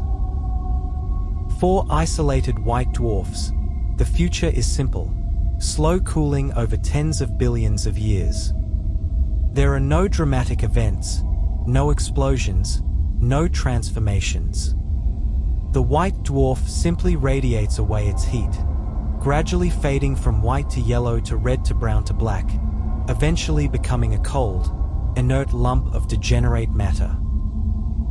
This fate seems melancholy, a once bright star reduced to a cooling ember. But white dwarfs are stable and long-lived. They will outlast all the stars currently on the main sequence. In the far future, tens or hundreds of billions of years from now, when the last red dwarfs have finally exhausted their hydrogen and the universe has grown old and dark, white dwarfs will be among the last glowing objects, slowly cooling relics of a time when stars still burned. And in some sense, white dwarfs are not truly dead. They are stable, ordered structures, the crystallized cores of stars. Their atoms are locked in a lattice, a solid crystal of carbon and oxygen. Yes, they no longer shine brightly, but they endure, monuments to the stars they once were. The Sun will become a white dwarf in about 6 billion years. It will cool slowly over the following billions of years. If humanity or its descendants still exist, they will not be able to live near the white dwarf Sun. There will be no warmth, no energy to sustain life. But perhaps they will look back at the white dwarf from some distant world and remember what the Sun once was: a yellow star that warmed a blue planet and made life possible. This is the quiet end, the fate of most stars. But not all stars die quietly. Massive stars, those with more than 8 times the Sun's mass, follow a different path. They do not become white dwarfs. They explode as supernovae, and what they leave behind is far stranger than a white dwarf. Let us now turn our attention to these massive stars and their violent deaths. Chapter 9. Massive Stars. A Different Path. A star with a mass more than 8 times that of the Sun follows a very different evolutionary path than the Sun. These massive stars burn hotter, live faster, and die in spectacular explosions. Their lives are short by cosmic standards, only a few million to a few tens of millions of years, but in that brief time, they transform the universe, creating and dispersing heavy elements and triggering the formation of new stars. Massive stars begin their lives much like Sun-like stars, collapsing from molecular clouds, forming protostars, and igniting hydrogen fusion. But from the moment fusion begins, massive stars are different. Their cores are much hotter, often exceeding 20 million degrees Celsius, hot enough that the CNO cycle dominates over the proton-proton chain. The CNO cycle, as we discussed earlier, is much more temperature-sensitive than the proton-proton chain. This means that small increases in temperature cause large increases in the fusion rate. As a result, massive stars have convective cores, where the intense energy generation creates instability, and hot plasma rises while cooler plasma sinks, thoroughly mixing the core. This convection has an important consequence. It brings fresh hydrogen from the surrounding layers into the core, where it can be fused. This extends the star's main sequence lifetime slightly compared to what it would be without mixing. But even with this advantage, massive stars burn through their hydrogen in only a few million to 10 million years. The most massive stars known, with masses exceeding 100 times the Sun's mass, live only about 2 to 3 million years on the main sequence. They are so luminous, so profligate with their energy, that they exhaust their fuel almost as soon as they form. These are the O-type stars, the blue supergiants, the rarest and most spectacular stars in the galaxy. When a massive star exhausts the hydrogen in its core, it does not become a red giant in the same way the Sun will. Instead, it becomes a supergiant, swelling to truly enormous sizes. Red supergiants can have radii hundreds, or even 1,000 times larger than the Sun. If placed at the center of our solar system, a large red supergiant could extend beyond the orbit of Jupiter. But the expansion is only the surface story. What is happening inside the star is far more dramatic. When hydrogen in the core is exhausted, the core contracts and heats up, just as in Sun-like stars. But in a massive star, the core becomes hot enough to ignite helium fusion without going through a helium flash.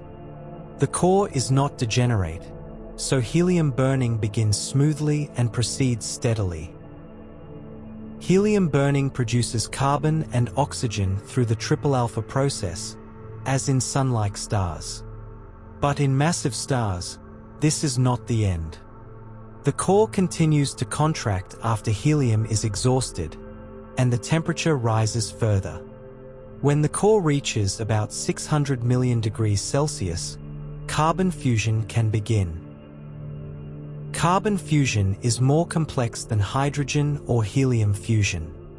2 carbon nuclei can fuse to form various products: neon and helium, or sodium and a proton, or magnesium and a neutron.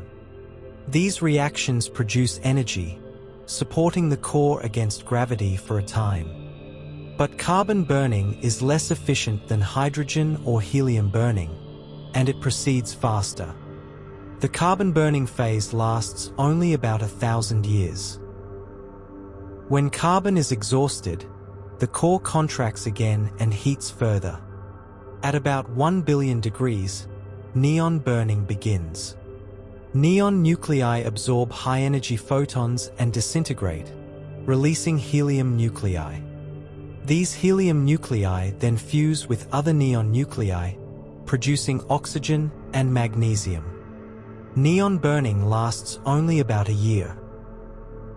After neon, Oxygen burning begins at temperatures around 1.5 billion degrees. Oxygen nuclei fuse to produce silicon, sulfur, and other intermediate mass elements. Oxygen burning lasts only about 6 months. Finally, silicon burning begins at temperatures exceeding 2 billion degrees. Silicon nuclei do not fuse directly to form heavier elements. Instead, high-energy photons break silicon apart into helium nuclei, and these helium nuclei fuse with other nuclei, building up heavier and heavier elements through a complex network of reactions. The end product of silicon burning is iron, nickel, and other iron peak elements. Silicon burning lasts only about 1 day. In a single day, the core of a massive star converts silicon to iron. This is the end of the line for fusion. Iron is the most stable nucleus in terms of binding energy per nucleon. Fusion of elements lighter than iron releases energy because the products are more tightly bound than the reactants. Fusion of elements heavier than iron requires energy input because the products are less tightly bound. A star cannot generate energy by fusing iron into heavier elements. This means that when the core becomes iron, fusion stops. The core can no longer produce energy to support itself against gravity. It is a ticking time bomb, and the timer is about to run out. By the time the core has become iron, the star's interior has a layered structure resembling an onion. At the center is an iron core, inert and growing as silicon burning in the surrounding shell adds more iron. Outside that is a shell of silicon burning into iron. Beyond that, an oxygen-burning shell produces silicon. Beyond that, a neon-burning shell produces oxygen. Then carbon burning, helium burning, and finally hydrogen burning in the outermost shell. Each layer is at a different temperature, burning a different fuel, producing the fuel for the next layer inward. This structure is inherently unstable. The iron core is supported only by electron degeneracy pressure, the same pressure that supports white dwarfs. But the iron core is growing in mass as more iron is added from the silicon-burning shell. And it is approaching the Chandrasekhar limit. When the iron core exceeds about 1.4 solar masses, electron degeneracy pressure is no longer sufficient to support it. The core begins to collapse. And it does not collapse slowly, over millions of years, like the contraction of a protostar or a red giant core. It collapses catastrophically, in less than 1 second. What happens next is one of the most violent events in the universe, a core collapse supernova. The energy released is staggering, the brightness rivals entire galaxies, and the consequences reshape the interstellar medium and trigger the formation of new stars. It is a death of unimaginable violence, and from it, new life can begin. But we are moving too fast. Let us slow down and examine the structure of these massive stars in more detail before we witness their deaths. The outer layers of a massive supergiant are tenuous, with densities lower than the best vacuum on Earth. Yet these layers contain most of the star's mass. The convection in these layers is vigorous, with convection cells that can span a significant fraction of the star's radius. Material circulates from near the core to the surface and back, carrying heat and mixing the star's contents. This mixing can bring products of nuclear burning to the surface. Carbon, nitrogen, oxygen, and other elements created in the star's interior can be dredged up and appear in the star's spectrum. Astronomers can observe these abundances and learn about the fusion processes occurring deep inside. Massive stars also have powerful stellar winds.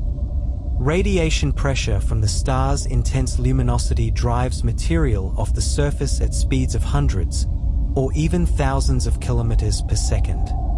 Over the star's lifetime, it can lose a significant fraction of its mass through these winds, sometimes as much as half its initial mass or more.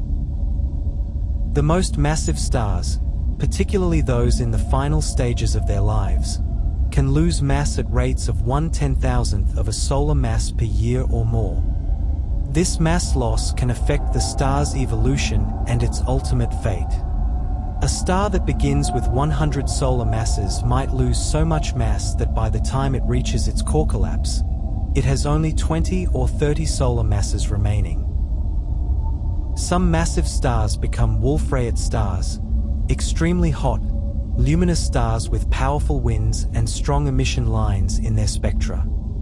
These stars have lost their hydrogen envelopes entirely, exposing deeper layers enriched in helium, carbon, nitrogen, or oxygen. They are in the final stages before supernova, burning through their remaining fuel rapidly. The surfaces of massive supergiants are not smooth or uniform. They are covered with giant convection cells, massive upwellings of hot plasma and downdrafts of cooler material. These cells are so large that they can cause significant variations in the star's brightness and spectrum. Some supergiants are also variable, pulsating or undergoing eruptions that temporarily change their appearance. Betelgeuse, the red supergiant in Orion's shoulder, is a famous example. It is a variable star, changing in brightness over periods of months to years. Observations show that it has giant convection cells on its surface, and that it is losing mass through a powerful stellar wind. It is in the late stages of its life and could explode as a supernova at any time, though any time in astronomical terms could mean tomorrow or 100,000 years from now. When the time comes, when the iron core can no longer support itself, the collapse will begin. In less than a second, the core will shrink from the size of Earth to the size of a city.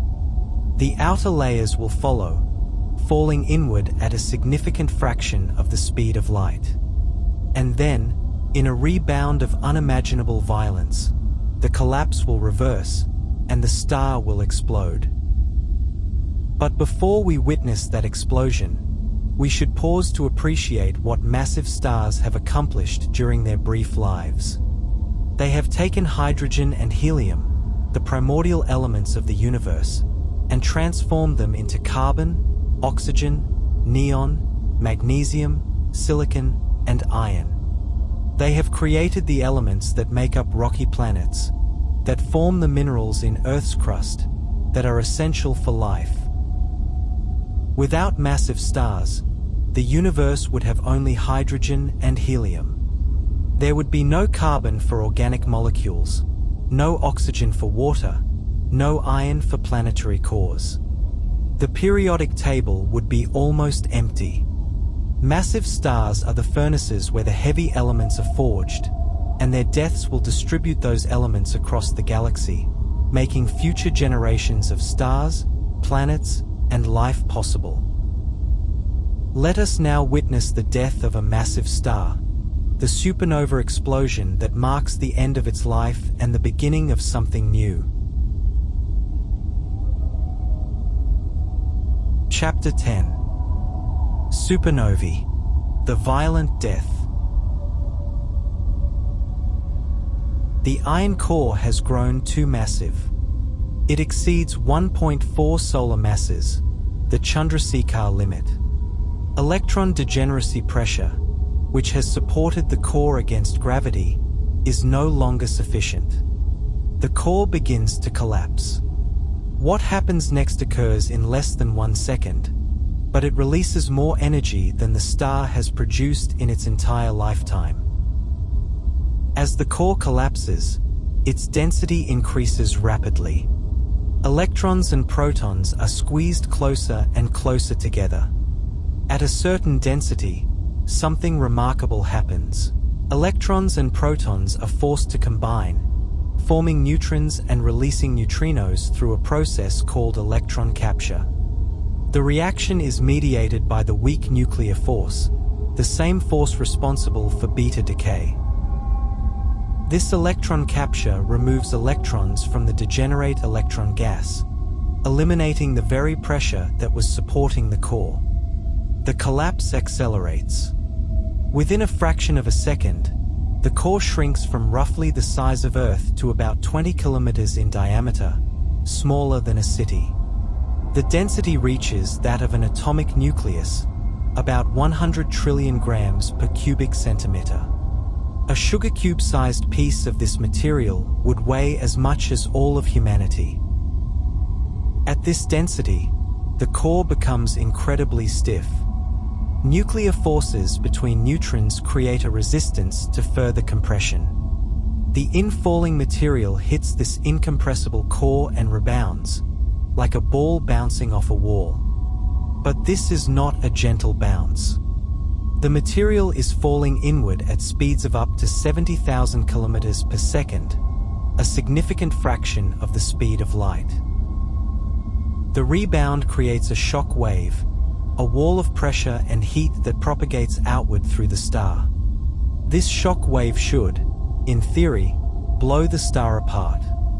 But calculations show that it stalls within a fraction of a second, losing energy to the dissociation of ion nuclei and to electron capture. The shock wave alone is not enough to cause the supernova. What revives the shock wave is neutrinos. During the core collapse and the electron capture reactions, vast numbers of neutrinos are produced. In the first second after core collapse, about 10 to the 58 neutrinos are released, carrying away about 10 to the 46 joules of energy, roughly 100 times the energy the Sun will emit in its entire 10 billion-year lifetime, all released in 1 second. Most of these neutrinos escape the star without interacting with anything. Neutrinos interact so weakly with matter that they can pass through light years of lead without being stopped. But the density in the collapsing star is so extreme, and the number of neutrinos so vast, that a tiny fraction of them do interact with the matter in the outer layers. This tiny fraction is enough. The energy deposited by neutrino interactions heats the stalled shock wave, reviving it. The shock wave begins moving outward again, gaining energy as more neutrinos interact with it. Within a few hundred milliseconds, the shock wave reaches the surface of the star and breaks through. The star explodes. The outer layers are blown off at speeds of 10,000 to 30,000 kilometers per second, a significant fraction of the speed of light.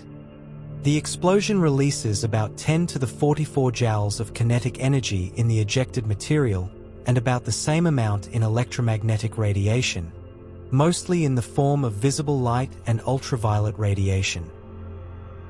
From Earth, if the supernova is close enough, we see a star that was barely visible suddenly brighten to rival the brightness of the full moon, visible even in daylight. The supernova can outshine its entire host galaxy, a single dying star briefly producing as much light as 100 billion stars. The brightness rises rapidly, reaching maximum in about 2 weeks, then decays slowly over months or years.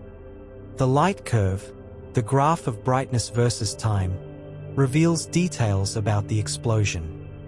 The initial peak is powered by the shock wave heating the outer layers.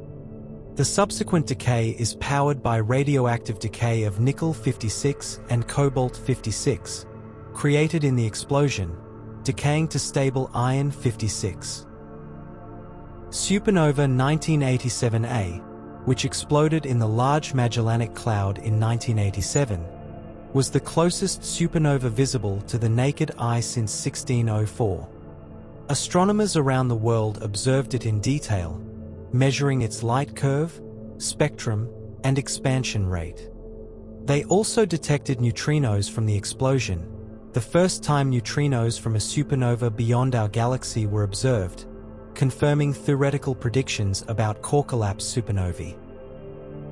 Not all supernovae are the same. Astronomers classify supernovae by their spectra and light curves into several types. Type 2 supernovae show hydrogen in their spectra, indicating the star retained its hydrogen envelope. Type IB supernovae show helium but no hydrogen, suggesting the star lost its hydrogen envelope but retained helium. Type IC show neither hydrogen nor helium, indicating the star was stripped down to its carbon-oxygen core before exploding. Type IA supernovae are different. They are not core collapse events. They occur when a white dwarf in a binary system accretes enough matter to exceed the Chandrasekhar limit and undergoes a thermonuclear explosion, completely destroying the white dwarf. Type IA supernovae have a characteristic light curve and peak brightness, making them useful as standard candles for measuring cosmic distances. But we are concerned here with core collapse supernovae, the deaths of massive stars. These explosions are not only spectacular, they are essential for the chemical enrichment of the universe. The elements created in the star's interior, carbon, oxygen, neon, magnesium, silicon, iron, are all ejected into space by the explosion. But the supernova does more than just distribute pre-existing elements. The intense heat and density in the explosion enable nuclear reactions that cannot occur in stellar cores. Elements heavier than iron, which cannot be created by normal fusion, are created in supernovae through rapid neutron capture, called the R process. In the R process, atomic nuclei capture neutrons faster than they can beta decay. Each neutron capture increases the atomic mass by 1. After capturing many neutrons, the nucleus undergoes multiple beta decays, transforming neutrons into protons and increasing the atomic number. This process creates heavy elements like gold, platinum, uranium, and thorium. The R process requires an intense neutron flux, which occurs in the supernova explosion and possibly in the neutron-rich material ejected during the merger of neutron stars. Almost all the gold, silver, and platinum in the universe was created in these events. The gold in your jewelry, the platinum in catalytic converters, the uranium in nuclear reactors, all were forged in supernovae or neutron star collisions. The explosion also creates and ejects radioactive isotopes, including nickel-56, cobalt-56, and titanium-44. These isotopes decay over weeks to years, producing gamma rays that are absorbed by the expanding debris and re-emitted as visible light. This radioactive decay powers the light curve of the supernova for months after the initial explosion. The expanding debris is called a supernova remnant. It sweeps up the surrounding interstellar medium, creating a shock wave that heats gas to millions of degrees and accelerates particles to nearly the speed of light. These particles, called cosmic rays, are mostly protons and heavier nuclei, and they fill the galaxy, constantly bombarding planets and spacecraft. Supernova remnants are visible for tens of thousands of years. The Crab Nebula is a famous example, the remnant of a supernova observed by Chinese astronomers in 1054 CE. It is still expanding, still glowing, powered by a pulsar at its center, a rapidly rotating neutron star left behind by the explosion. Other famous supernova remnants include Cassiopeia A, the youngest known remnant in the Milky Way, whose explosion likely occurred in the late 1600s but was obscured by dust and not observed. The Vela supernova remnant is much older and larger, spanning about 8 degrees across in the sky. And the Tycho and Kepler remnants are associated with supernovae observed in 1572 and 1604, though both are type Ia supernovae, not core collapse events. Supernova remnants also trigger star formation. The shock waves from the explosion compress nearby molecular clouds, causing them to collapse and form new stars. Many star-forming regions show evidence of having been triggered by nearby supernovae. The Sun itself may have formed in a nebula compressed by a supernova shock wave, explaining the presence of certain short-lived radioactive isotopes in the early solar system. The violence of a supernova is difficult to comprehend. In 1 second, the core releases more energy in neutrinos than all the stars in the observable universe combined emit in the same time. The explosion itself releases energy equivalent to the Sun's entire 10 billion-year output. A supernova within a few dozen light-years of Earth could strip away the ozone layer, causing mass extinction. Fortunately, there are no stars close enough to pose this threat in the near future. But supernovae are not just destructive. They are creative. They forge heavy elements and disperse them across the galaxy. They trigger the formation of new stars. They enrich the interstellar medium with the raw materials for planets and life. Without supernovae, the universe would be a much poorer place, both literally and figuratively. And at the center of the supernova, where the core collapsed, something strange remains. If the original star was not too massive, the core survives the explosion as a neutron star, a ball of neutrons supported by neutron degeneracy pressure. If the star was very massive, the core may collapse further, beyond even neutron degeneracy, forming a black hole. Let us now examine these remnants, starting with neutron stars, some of the strangest objects in the universe.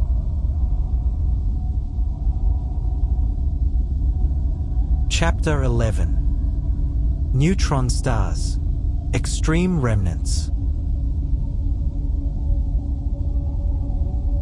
A neutron star is what remains when a massive star explodes as a supernova, and the core is not quite massive enough to collapse into a black hole. The core, compressed to nuclear density during the supernova, becomes a ball of neutrons about 20 kilometers in diameter, containing more mass than the Sun. Neutron stars are among the densest objects in the universe, second only to black holes. A typical neutron star has a mass between 1.4 and 2 solar masses, packed into a sphere about the size of a city. The density is about 400 trillion grams per cubic centimeter, comparable to the density of an atomic nucleus. A teaspoon of neutron star material would weigh about 1 billion tons. At such densities, ordinary matter cannot exist. Atoms are crushed out of existence. Electrons and protons are forced together to form neutrons through electron capture. What remains is a sea of neutrons, held together by gravity and supported against further collapse by neutron degeneracy pressure, a quantum mechanical effect similar to electron degeneracy pressure, but operating on neutrons instead. The structure of a neutron star is layered. At the surface is a thin crust, perhaps a kilometer thick, composed of neutron-rich atomic nuclei and electrons. This crust is solid, crystallized under the immense pressure, and it is the strongest material in the universe. The strength of the crust is about 10 billion times greater than steel. Below the crust is the outer core, composed primarily of neutrons with a small fraction of protons and electrons. The neutrons are so densely packed that they are in contact, forming a superfluid, a state of matter with zero viscosity. The protons form a superconductor, with zero electrical resistance. These exotic states of matter exist only at extreme densities. Deeper still is the inner core, where the density exceeds that of atomic nuclei. Here, matter may exist in states we do not fully understand. Neutrons may dissolve into their constituent quarks, forming quark matter. Or exotic particles like hyperions or kaon condensates may appear. The physics of the inner core is still uncertain, as we cannot recreate such conditions in laboratories. Neutron stars have powerful magnetic fields, typically about 1 trillion Gauss, 1,000,000 billion times stronger than Earth's magnetic field. These fields are remnants of the progenitor star's magnetic field, compressed and amplified during the core collapse. In some neutron stars, called magnetars, the magnetic field can be even stronger, up to 1 quadrillion Gauss or more. The magnetic field of a neutron star is not aligned with its rotation axis. As the neutron star rotates, the magnetic field rotates with it, and charged particles trapped in the magnetosphere are accelerated along magnetic field lines. These particles emit radiation in a beam along the magnetic poles. If the beam happens to point toward Earth as the neutron star rotates, we see a pulse of radiation, like a lighthouse beam sweeping across the ocean. These pulsating neutron stars are called pulsars, and they were discovered in 1967 by Jocelyn Bell Burnell and Anthony Hewish. The first pulsar, PSR B 1919+21, emits radio pulses every 1.3 seconds with remarkable regularity. Initially, the discoverers wondered if the signal could be artificial, a beacon from an extraterrestrial civilization, but further observations revealed it as a natural phenomenon. Pulsars rotate incredibly rapidly. The fastest known pulsar, PSR J 1748-2446 AD, rotates 716 times per second. This is extraordinarily fast for an object the size of a city and with more mass than the Sun. At the equator, the surface is moving at a significant fraction of the speed of light, about 20%. As pulsars emit radiation, they lose rotational energy. The rotation gradually slows over millions of years. Young pulsars, recently formed from supernovae, rotate fastest and slow down more rapidly. Old pulsars rotate more slowly and lose energy more gradually. By measuring a pulsar's rotation period and its rate of slowdown, astronomers can estimate its age and magnetic field strength. The Crab pulsar, at the center of the Crab Nebula, is a young pulsar, only about 1,000 years old. It rotates about 30 times per second and is slowing down measurably. The rotational energy it loses powers the nebula's emission, keeping the nebula glowing nearly 1,000 years after the supernova. Some pulsars are in binary systems, orbiting another star, sometimes another neutron star. These binary pulsars are invaluable for testing general relativity. The orbital motion causes predictable changes in the pulse arrival times, and by timing these pulses precisely, astronomers can measure the orbit and the masses of the stars with incredible accuracy. The Hulse-Taylor binary pulsar, PSR B 1913+16, consists of 2 neutron stars orbiting each other every 8 hours. Observations over decades have shown that the orbit is shrinking at exactly the rate predicted by general relativity due to the emission of gravitational waves. This was the first indirect evidence for gravitational waves, earning Russell Hulse and Joseph Taylor the Nobel Prize in Physics in 1993. In 2017, gravitational waves from a neutron star merger were detected directly by LIGO and Virgo observatories, the first multi-messenger observation combining gravitational waves and electromagnetic radiation. The collision, designated GW 170817, occurred about 130 million light-years away. The gravitational wave signal lasted about 100 seconds as the 2 neutron stars spiraled inward, merged, and possibly formed a black hole. The merger also produced a bright optical and infrared transient, called a kilonova, caused by the radioactive decay of heavy elements synthesized in the neutron-rich material ejected during the collision. Observations confirmed that neutron star mergers are major sources of heavy elements like gold and platinum, complementing the R-process nucleosynthesis in supernovae. Neutron stars can also accrete matter if they are in binary systems. If the companion is a normal star, and if the neutron star is close enough, matter can flow from the companion onto the neutron star.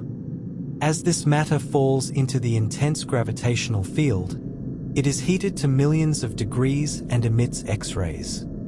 These systems are called X-ray binaries, and they are among the brightest X-ray sources in the sky. The accreted matter can also spin up the neutron star, increasing its rotation rate. Some old neutron stars, initially slowed by billions of years of energy loss, are spun up by accretion to rotation periods of milliseconds. These millisecond pulsars rotate hundreds of times per second, faster than most young pulsars, rejuvenated by their companion stars. Occasionally, the accreted hydrogen on the neutron star's surface builds up enough that fusion ignites in a thermonuclear runaway, causing an X-ray burst, a sudden brightening lasting seconds to minutes. These bursts can release as much energy in a few seconds as the sun emits in a week. Neutron stars may also have mountains on their surfaces, though not mountains in the usual sense.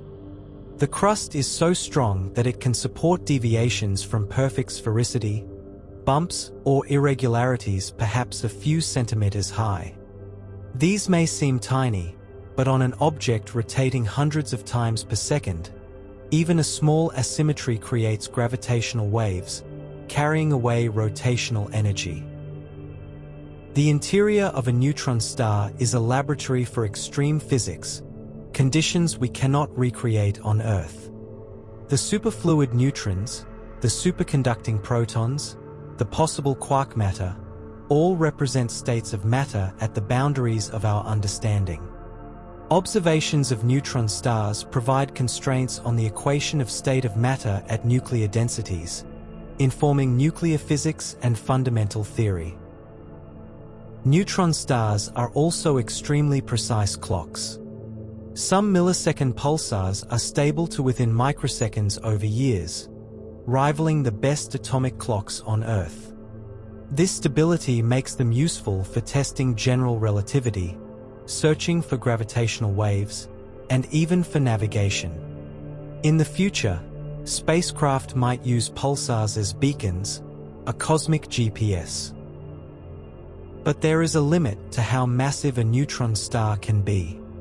Just as electron degeneracy pressure cannot support a white dwarf above the Chandrasekhar limit, neutron degeneracy pressure cannot support a neutron star above a certain maximum mass, called the Tolman-Oppenheimer-Volkoff limit, after the physicists who first calculated it. The exact value of this limit depends on the equation of state of neutron star matter, which is not fully known. But observations suggest it is around 2 to 2.5 solar masses. If a neutron star accretes enough matter to exceed this limit, or if two neutron stars merge to form a combined mass above the limit, nothing can stop the collapse. The neutron star collapses into a black hole, the ultimate endpoint of gravitational collapse. Let us now turn to black holes, objects so extreme that not even light can escape their gravity. Chapter 12. Black holes, the ultimate end. When the core of a massive star collapses, and the mass is too great for even neutron degeneracy pressure to halt it, nothing can stop the collapse. The core shrinks past the size of a neutron star, past any size where known physics can provide support. Gravity overwhelms all opposing forces. The matter collapses to infinite density, to a singularity, a point of zero volume and infinite curvature of space-time. A black hole is born. A black hole is not an object in the usual sense. It is a region of space-time where gravity is so strong that nothing, not even light, can escape. The boundary of this region is called the event horizon. Once something crosses the event horizon, it can never return. It is a one-way surface, a point of no return. The radius of the event horizon is called the Schwarzschild radius, named after Karl Schwarzschild, who derived the first exact solution to Einstein's equations of general relativity in 1916. For a non-rotating, uncharged black hole, the Schwarzschild radius is proportional to the mass. For a black hole of 1 solar mass, the Schwarzschild radius is about 3 kilometers. For a black hole of 10 solar masses, it is 30 kilometers. This means that if you could compress the Sun to a sphere with a radius of 3 kilometers, it would become a black hole. But the Sun will never become a black hole. It lacks the mass. Only the cores of stars more massive than about 20 solar masses, after losing mass through winds and the supernova explosion, can form black holes.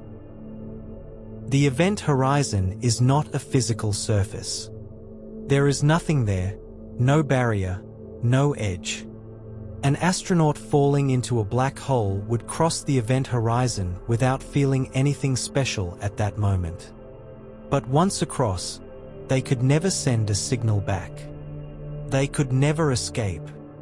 And they would be inexorably pulled toward the singularity. As they fell, tidal forces would stretch them. The difference in gravitational pull between their head and feet would become enormous. This effect, called spaghettification, would eventually tear them apart, stretching them into a thin stream of atoms. For a stellar mass black hole, this would happen before crossing the event horizon. For a supermassive black hole, it might not happen until after. Time behaves strangely near a black hole. From the perspective of an observer far from the black hole, watching someone fall in, time for the falling person appears to slow down as they approach the event horizon. They appear to freeze at the horizon, never quite crossing, their image redshifted and dimmed, eventually fading from view. But from the perspective of the person falling, time proceeds normally. They cross the event horizon in finite time and continue falling toward the singularity. There is no contradiction. Time itself is distorted by the black hole's gravity. Different observers experience time differently, a consequence of general relativity. At the singularity, the curvature of space-time becomes infinite. Our equations break down. General relativity predicts that all the mass is concentrated at a single point of infinite density, but this is likely unphysical. Quantum effects, not included in general relativity, should become important at such extreme scales. A theory of quantum gravity, which we do not yet have, would be needed to describe what happens at the singularity. Black holes can rotate. In fact, most black holes probably do rotate, having formed from collapsing stars that were rotating. A rotating black hole is more complex than a non-rotating one. It has an ergosphere, a region outside the event horizon where spacetime itself is dragged around by the black hole's rotation. It is possible, in principle, to extract energy from a rotating black hole by dropping matter into the ergosphere and having it escape with more energy than it entered with. A rotating black hole also has an inner and outer event horizon, and a ring singularity instead of a point singularity, according to the Kerr solution of general relativity. But again, these are predictions of classical general relativity, and the real behavior at such extremes may differ when quantum effects are included. Black holes are not completely black. In 1974, Stephen Hawking showed that quantum effects near the event horizon cause black holes to emit radiation, now called Hawking radiation. Virtual particle-antiparticle pairs, which constantly appear and annihilate in empty space, can be separated by the tidal forces near the horizon. One particle falls into the black hole while the other escapes, carrying away energy.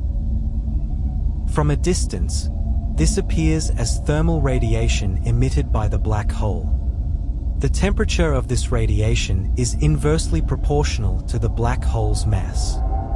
For a solar mass black hole, the temperature is about 1/10,000,000th of a degree above absolute zero, far colder than the cosmic microwave background.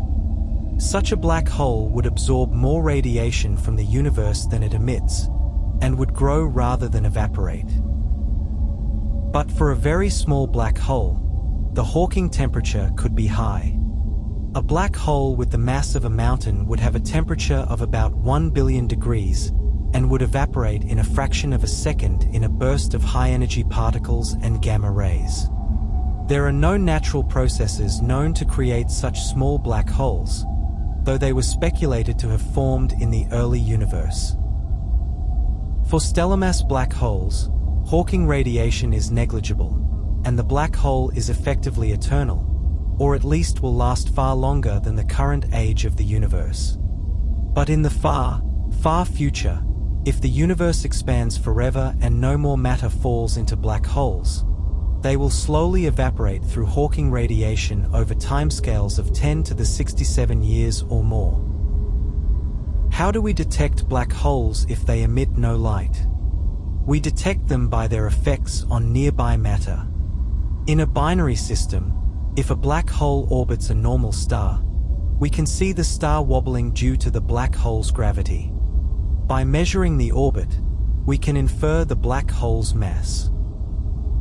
If the black hole is close enough to the companion star, matter can be pulled from the star and form an accretion disk around the black hole. As this matter spirals inward, it is heated by friction to millions of degrees and emits X-rays. These X-ray binaries are among the brightest X-ray sources in the sky, and many have been identified as likely black holes based on their masses, which exceed the maximum mass for neutron stars. The first stellar mass black hole candidate, Cygnus X1, was discovered in 1964 as a strong X-ray source. Optical observations revealed a massive blue supergiant star with an unseen companion. The mass of the companion, inferred from the star's orbital motion, is about 15 solar masses, far too massive to be a neutron star. It is almost certainly a black hole. Since then, dozens of stellar mass black holes have been identified in our galaxy and nearby galaxies. Observations of X-ray binaries, orbital motions, and gravitational waves from black hole mergers have provided strong evidence that black holes exist and behave as general relativity predicts. In 2015, the LIGO Observatory detected gravitational waves from the merger of two black holes, the first direct detection of gravitational waves and the first observation of a black hole merger. The two black holes, with masses of about 29 and 36 solar masses, spiraled together and merged, forming a single black hole of about 62 solar masses. The missing 3 solar masses were radiated away as gravitational waves, ripples in space-time traveling at the speed of light. This merger released about 50 times more power than all the stars in the observable universe combined, though only for a fraction of a second. The gravitational waves from this and subsequent mergers have provided tests of general relativity in the strong field regime and have confirmed that black holes merge as predicted. Stellar mass black holes are the remnants of massive stars, the ultimate endpoint when gravitational collapse can no longer be halted. But there are also much larger black holes, supermassive black holes with millions or billions of solar masses, lurking at the centers of galaxies. Their origin is more mysterious, and we will explore them next. Chapter 13. Supermassive black holes. Giants at galaxy centers. At the center of the Milky Way galaxy, about 27,000 light-years from Earth, lies an object called Sagittarius A star, or SGR-A* for short. It is a radio source, first detected in the 1970s, compact and bright. For decades, astronomers observed stars orbiting this object, tracing elliptical paths that revealed the central object's mass. The orbits showed that SGR-A* has a mass of about 4 million times the mass of the Sun, yet it occupies a region smaller than the orbit of Mercury. No cluster of stars, no ordinary object could have such a mass in such a small space. The only explanation is a supermassive black hole. SGR-A* is not unique. Nearly every large galaxy appears to harbor a supermassive black hole at its center. The masses range from millions to billions of solar masses. The black hole at the center of the galaxy M87 has a mass of about 6.5 billion solar masses, over 1,500 times more massive than SGR-A star. How do these supermassive black holes form? This is one of the outstanding questions in astrophysics. They are far too massive to have formed from a single star. Even the most massive stars leave behind black holes of only a few tens of solar masses. Something else must have created these giants. One possibility is that supermassive black holes formed in the early universe from the collapse of very massive primordial stars, stars with hundreds or thousands of solar masses that could have formed from the pristine hydrogen and helium available shortly after the Big Bang. These stars would have been short-lived and would have collapsed directly to black holes without exploding as supernovae. Another possibility is that supermassive black holes grew from smaller black holes through accretion and mergers. A stellar mass black hole at the center of a dense cluster of stars could accrete gas and swallow nearby stars, growing over millions of years. When galaxies merge, their central black holes would eventually merge as well, creating even larger black holes. Observations show that supermassive black holes were present when the universe was less than 1 billion years old, which is surprising. There may not have been enough time for them to grow from stellar mass seeds through accretion alone. This suggests that either they formed from massive seeds, or they accreted matter at extremely high rates in the early universe, or both. Supermassive black holes are not just passive objects sitting at galaxy centers. They can be extraordinarily luminous when they accrete matter. Gas falling into the gravitational well of a supermassive black hole forms an accretion disk, similar to the disks around stellar mass black holes but vastly larger. The gas is heated by friction and gravity to millions of degrees, emitting intense radiation across the electromagnetic spectrum. When a supermassive black hole is actively accreting, the galaxy is said to have an active galactic nucleus, or AGN. The AGN can outshine the entire galaxy, producing as much light as 1 trillion suns from a region smaller than the solar system. These are among the most luminous objects in the universe. Quasars are the most extreme type of AGN. The name is short for quasi-stellar radio source, as they were initially discovered as bright radio sources that looked like stars in optical telescopes. But they are not stars. They are supermassive black holes in the centers of distant galaxies, accreting matter at prodigious rates and shining across vast distances. The light from quasars can travel for billions of years before reaching Earth. The most distant quasars are seen as they were when the universe was less than 1 billion years old. They provide a window into the early universe, showing that supermassive black holes and active accretion were common even then. Some AGN produce jets, narrow beams of matter and energy ejected perpendicular to the accretion disk at speeds close to the speed of light. These jets can extend for millions of light-years, far beyond the galaxy itself. The mechanism that creates these jets involves magnetic fields threading the accretion disk and the rotation of the black hole, but the details are still being studied. When a jet points toward Earth, the AGN appears exceptionally bright due to relativistic beaming, the concentration of light in the direction of motion. These objects are called blazars, and they are among the most variable and energetic objects in the sky, changing brightness on timescales of hours or days. The relationship between supermassive black holes and their host galaxies is intriguing. Observations show a tight correlation between the mass of the central black hole and properties of the galaxy, such as the mass of the stellar bulge or the velocity dispersion of stars. This suggests that the growth of the black hole and the evolution of the galaxy are linked, though the details of this connection are still being explored. One idea is that AGN provide feedback to the galaxy. The energy released by accretion can heat the gas in the galaxy, preventing it from cooling and forming new stars. This could regulate star formation and limit the growth of both the galaxy and the black hole. Simulations of galaxy evolution that include this AGN feedback can reproduce many observed properties of galaxies. In 2019, the Event Horizon Telescope, a global network of radio telescopes working together, captured the first image of a black hole's event horizon. The target was the supermassive black hole at the center of M87.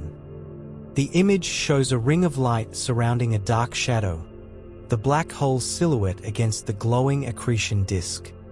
The shadow has a diameter of about 40 billion kilometers, consistent with the predicted size for a 6.5 billion solar mass black hole.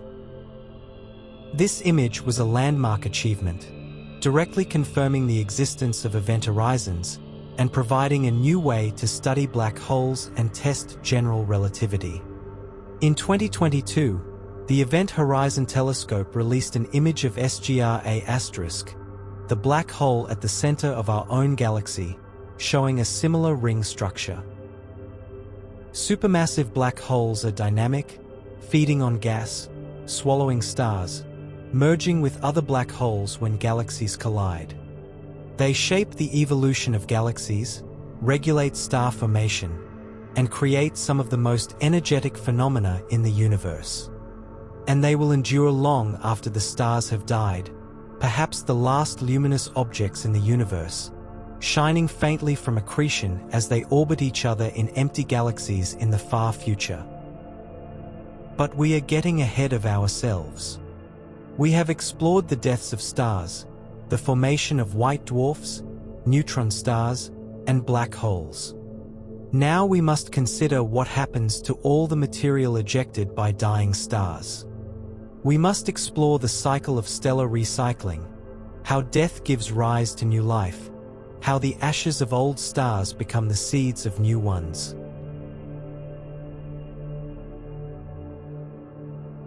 Chapter 14. Stellar Recycling. The cycle continues. The death of a star is not an ending. It is a transformation, a return of matter to the cosmos, enriched and ready to begin the cycle anew. Every element heavier than helium in your body was created in a star or in a supernova explosion. The oxygen you breathe, the carbon in your DNA, the iron in your blood, the calcium in your bones, all were forged in stellar furnaces and scattered across space by stellar winds, planetary nebulae, and supernova explosions. The interstellar medium, the gas and dust between the stars, is constantly being enriched by dying stars. When a low-mass star sheds its outer layers as a planetary nebula, it returns about half its mass to space, including carbon, nitrogen, and oxygen created by fusion. When a massive star explodes as a supernova, it ejects most of its mass, including all the elements up to iron and beyond, created in the explosion itself. This ejected material does not simply disperse uniformly through space. It forms shells and filaments, expanding shock waves that plow into the surrounding interstellar medium. These shock waves compress the gas, heating it to millions of degrees and creating bubbles of hot plasma.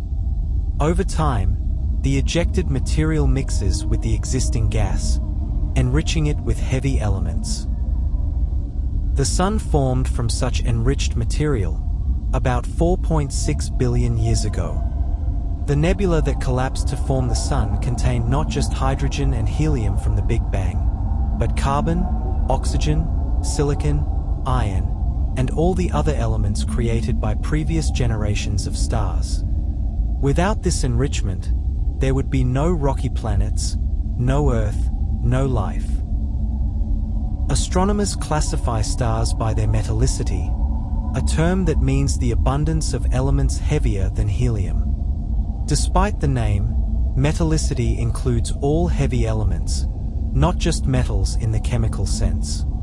Population 1 stars, like the Sun, have relatively high metallicity, about 2% by mass.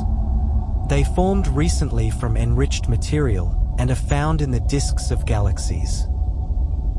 Population 2 stars have much lower metallicity, often less than 1/10 that of the Sun.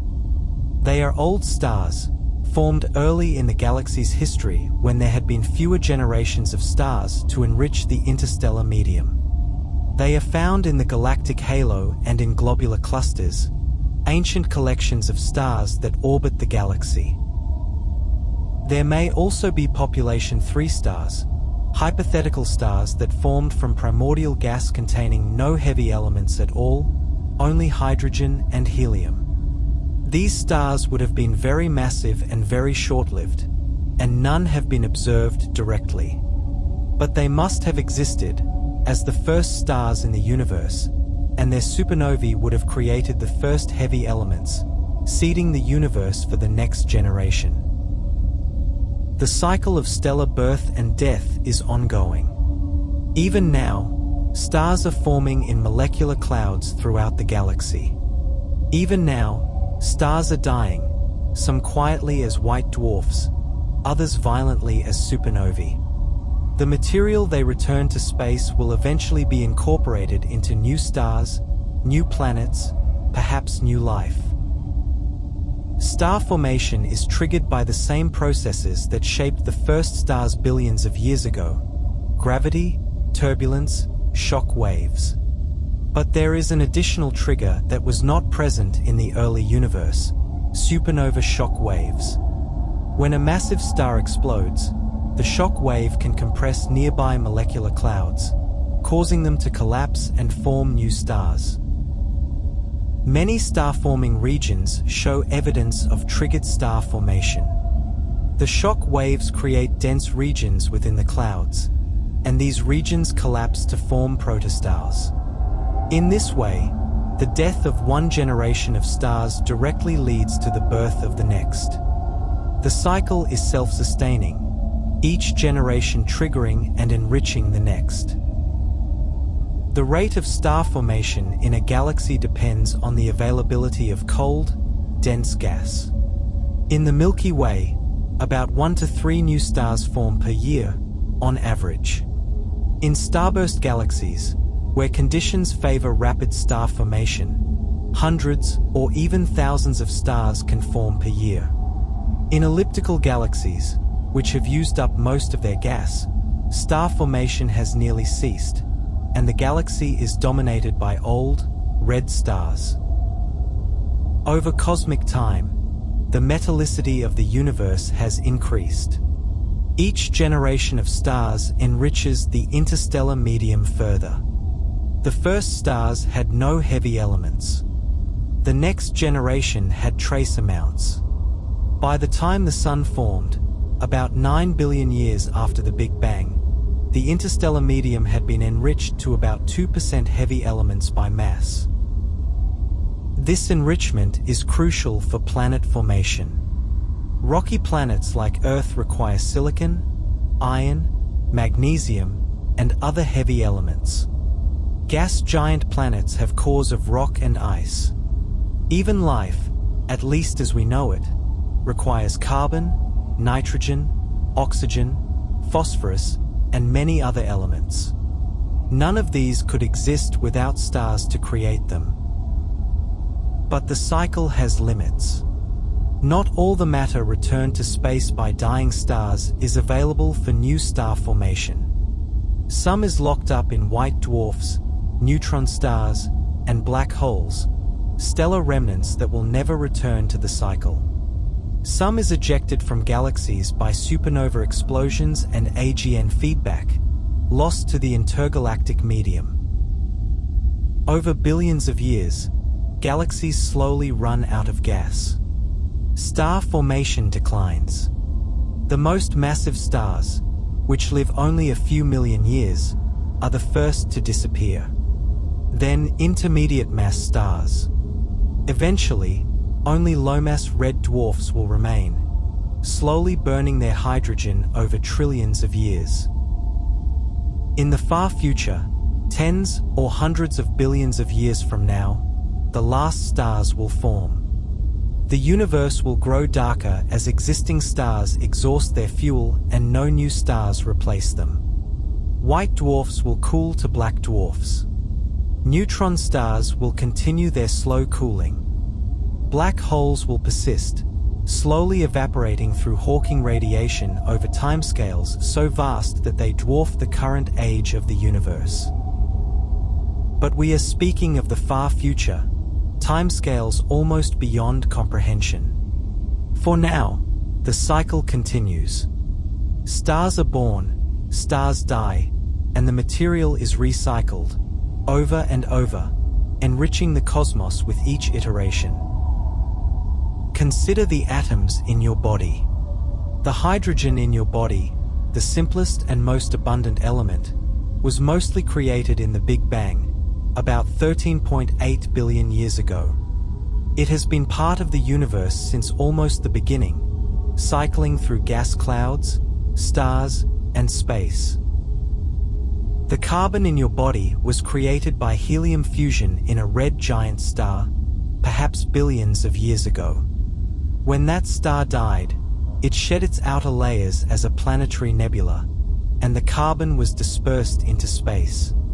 It drifted through the interstellar medium, eventually becoming part of the molecular cloud that collapsed to form the Sun and the solar system.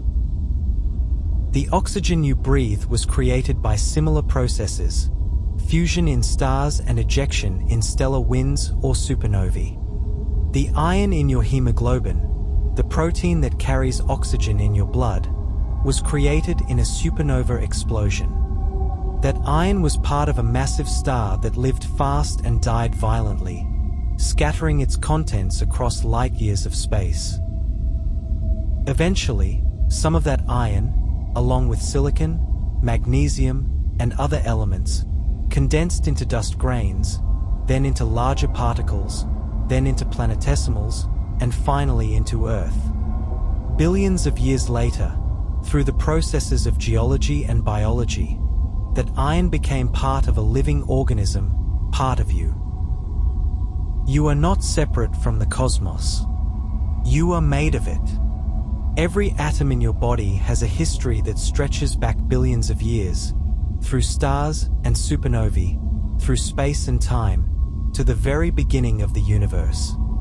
You are, quite literally, the cosmos experiencing itself. This is the legacy of stellar recycling. Each generation of stars builds on the last, creating heavier elements, enriching the universe, making possible planets, life, and consciousness. The cycle is ongoing, and as long as there is gas to form stars, it will continue. But the cycle also reminds us of our connection to the universe. We are not observers looking at the cosmos from outside. We are participants in the cosmic story, made of star matter, alive because of the sun's light, conscious because of the complexity that stellar nucleosynthesis made possible. Let us now bring our journey to a close, reflecting on the profound implications of what we have learned.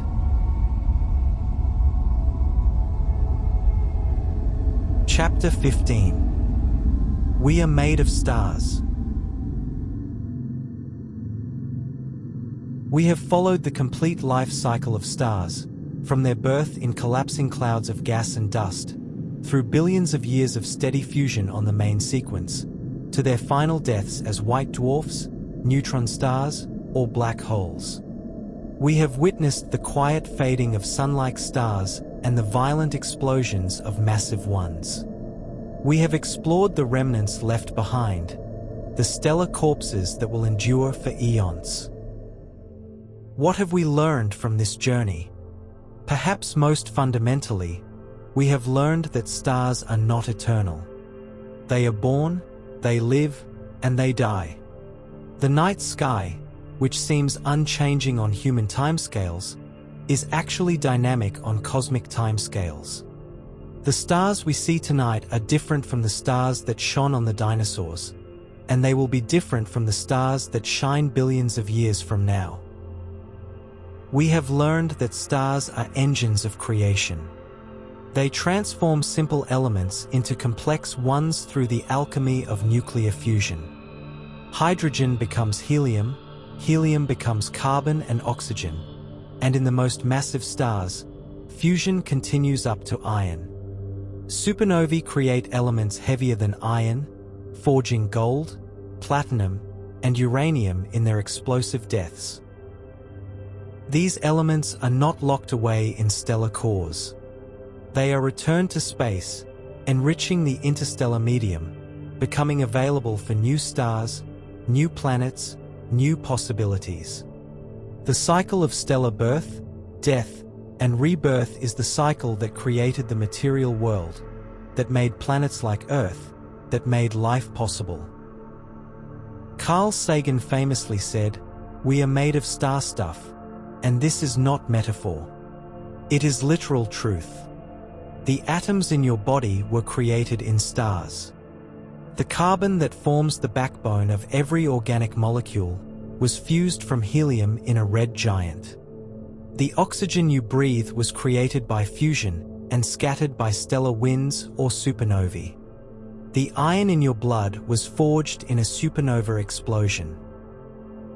Even the hydrogen in your body, the simplest element, has a cosmic history. It was created in the Big Bang, about 13.8 billion years ago. It has existed since the beginning, cycling through the universe, part of the first stars, later stars, the interstellar medium, molecular clouds, and eventually, you. You are not just made of star stuff. You are the universe becoming aware of itself. Atoms forged in stellar cores, scattered by stellar deaths, gathered by gravity into planets, organized by chemistry and biology into living organisms, and somehow, mysteriously, giving rise to consciousness, to the ability to look back at the stars and understand where you came from. This is a profound realization. It places us firmly within the cosmic story. We are not separate from the universe, looking at it from outside. We are part of it, participants in its ongoing evolution, products of its physical laws and processes. The Sun, our star, is about halfway through its main sequence lifetime. It will shine steadily for another 5 billion years before changes begin. When the Sun becomes a red giant, Earth will be scorched, perhaps engulfed. The solar system we know will be transformed. But the atoms that make up Earth, and the atoms that currently make up living things, will not be destroyed. They will be scattered by the solar wind and the planetary nebula, returned to the interstellar medium, available to be part of new stars and planets. In this sense, death is not an ending, not for stars and not for the matter that makes up everything. It is a transformation, a return to the cosmic pool, a preparation for new forms, new structures, new possibilities. The matter that makes up your body has been part of the universe since the beginning, and it will continue to be part of the universe long after you are gone, perhaps eventually becoming part of a star, a planet, or another living being in the distant future. The story of stars is also a story of time, of deep time, of scales that dwarf human experience. A human lifetime is less than 100 years. The Sun's main sequence lifetime is 10 billion years. The smallest red dwarfs will live for trillions of years. The universe itself is nearly 14 billion years old. These timescales are almost incomprehensible, yet they are real, and they are the timescales on which cosmic evolution operates. Stars teach us humility. We are small and brief in cosmic terms. Our entire history, from the first civilizations to the present, is a blink of an eye compared to the life of a star. Yet we are also significant.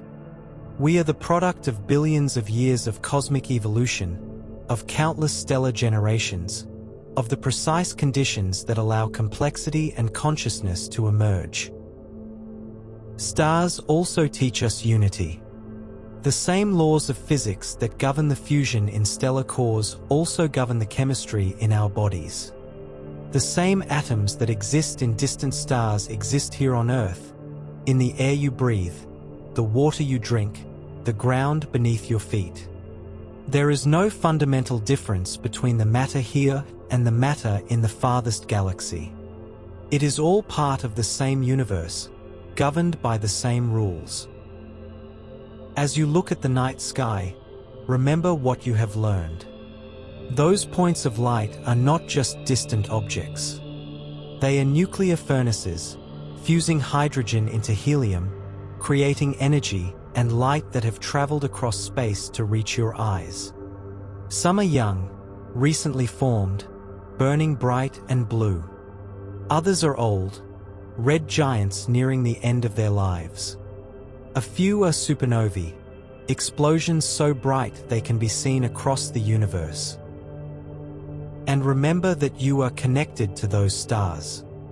The light entering your eyes was created by fusion, the same process that created the elements in your body. The atoms in your retina, absorbing photons and triggering neural signals, were once inside stars. You are a collection of star matter, arranged in such a way as to be able to perceive other star matter shining across the void. In the far future, long after the sun has died, long after the last star has formed, the universe will grow cold and dark. White dwarfs will slowly cool. Neutron stars will gradually lose their heat. Black holes will evaporate through Hawking radiation over unimaginable timescales. Eventually, only black holes will remain, and then, eventually, not even those. But that is the far future, so distant that it is almost meaningless to us. For now, stars still shine. New stars are being born in nebulae throughout the galaxy. Old stars are dying, returning their enriched material to space. The cycle continues, and as long as it continues, the universe is not a cold, dead place, but a vibrant, evolving cosmos. You are part of that cosmos. You are stardust, given form and consciousness, able to contemplate your own origins. In you, the universe has become aware, has opened its eyes, has looked back at the stars and understood them. This is not diminishing. It is elevating. It is the ultimate triumph of matter and energy, organizing itself over billions of years into structures complex enough to understand the very processes that created them. As you drift off to sleep, or continue your studies, or simply exist in this moment, remember the stars. Remember that you came from them, that you are made of them, that you are part of the ongoing cosmic story. The light from distant stars, traveling for years or centuries or millennia, enters your eyes at this very moment, connecting you across space and time to the rest of the universe. We are made of stars. We are the universe observing itself. And in that observation, in that understanding, we find meaning, connection, and a profound sense of wonder at the cosmos that gave birth to us. Rest well, under the light of distant suns.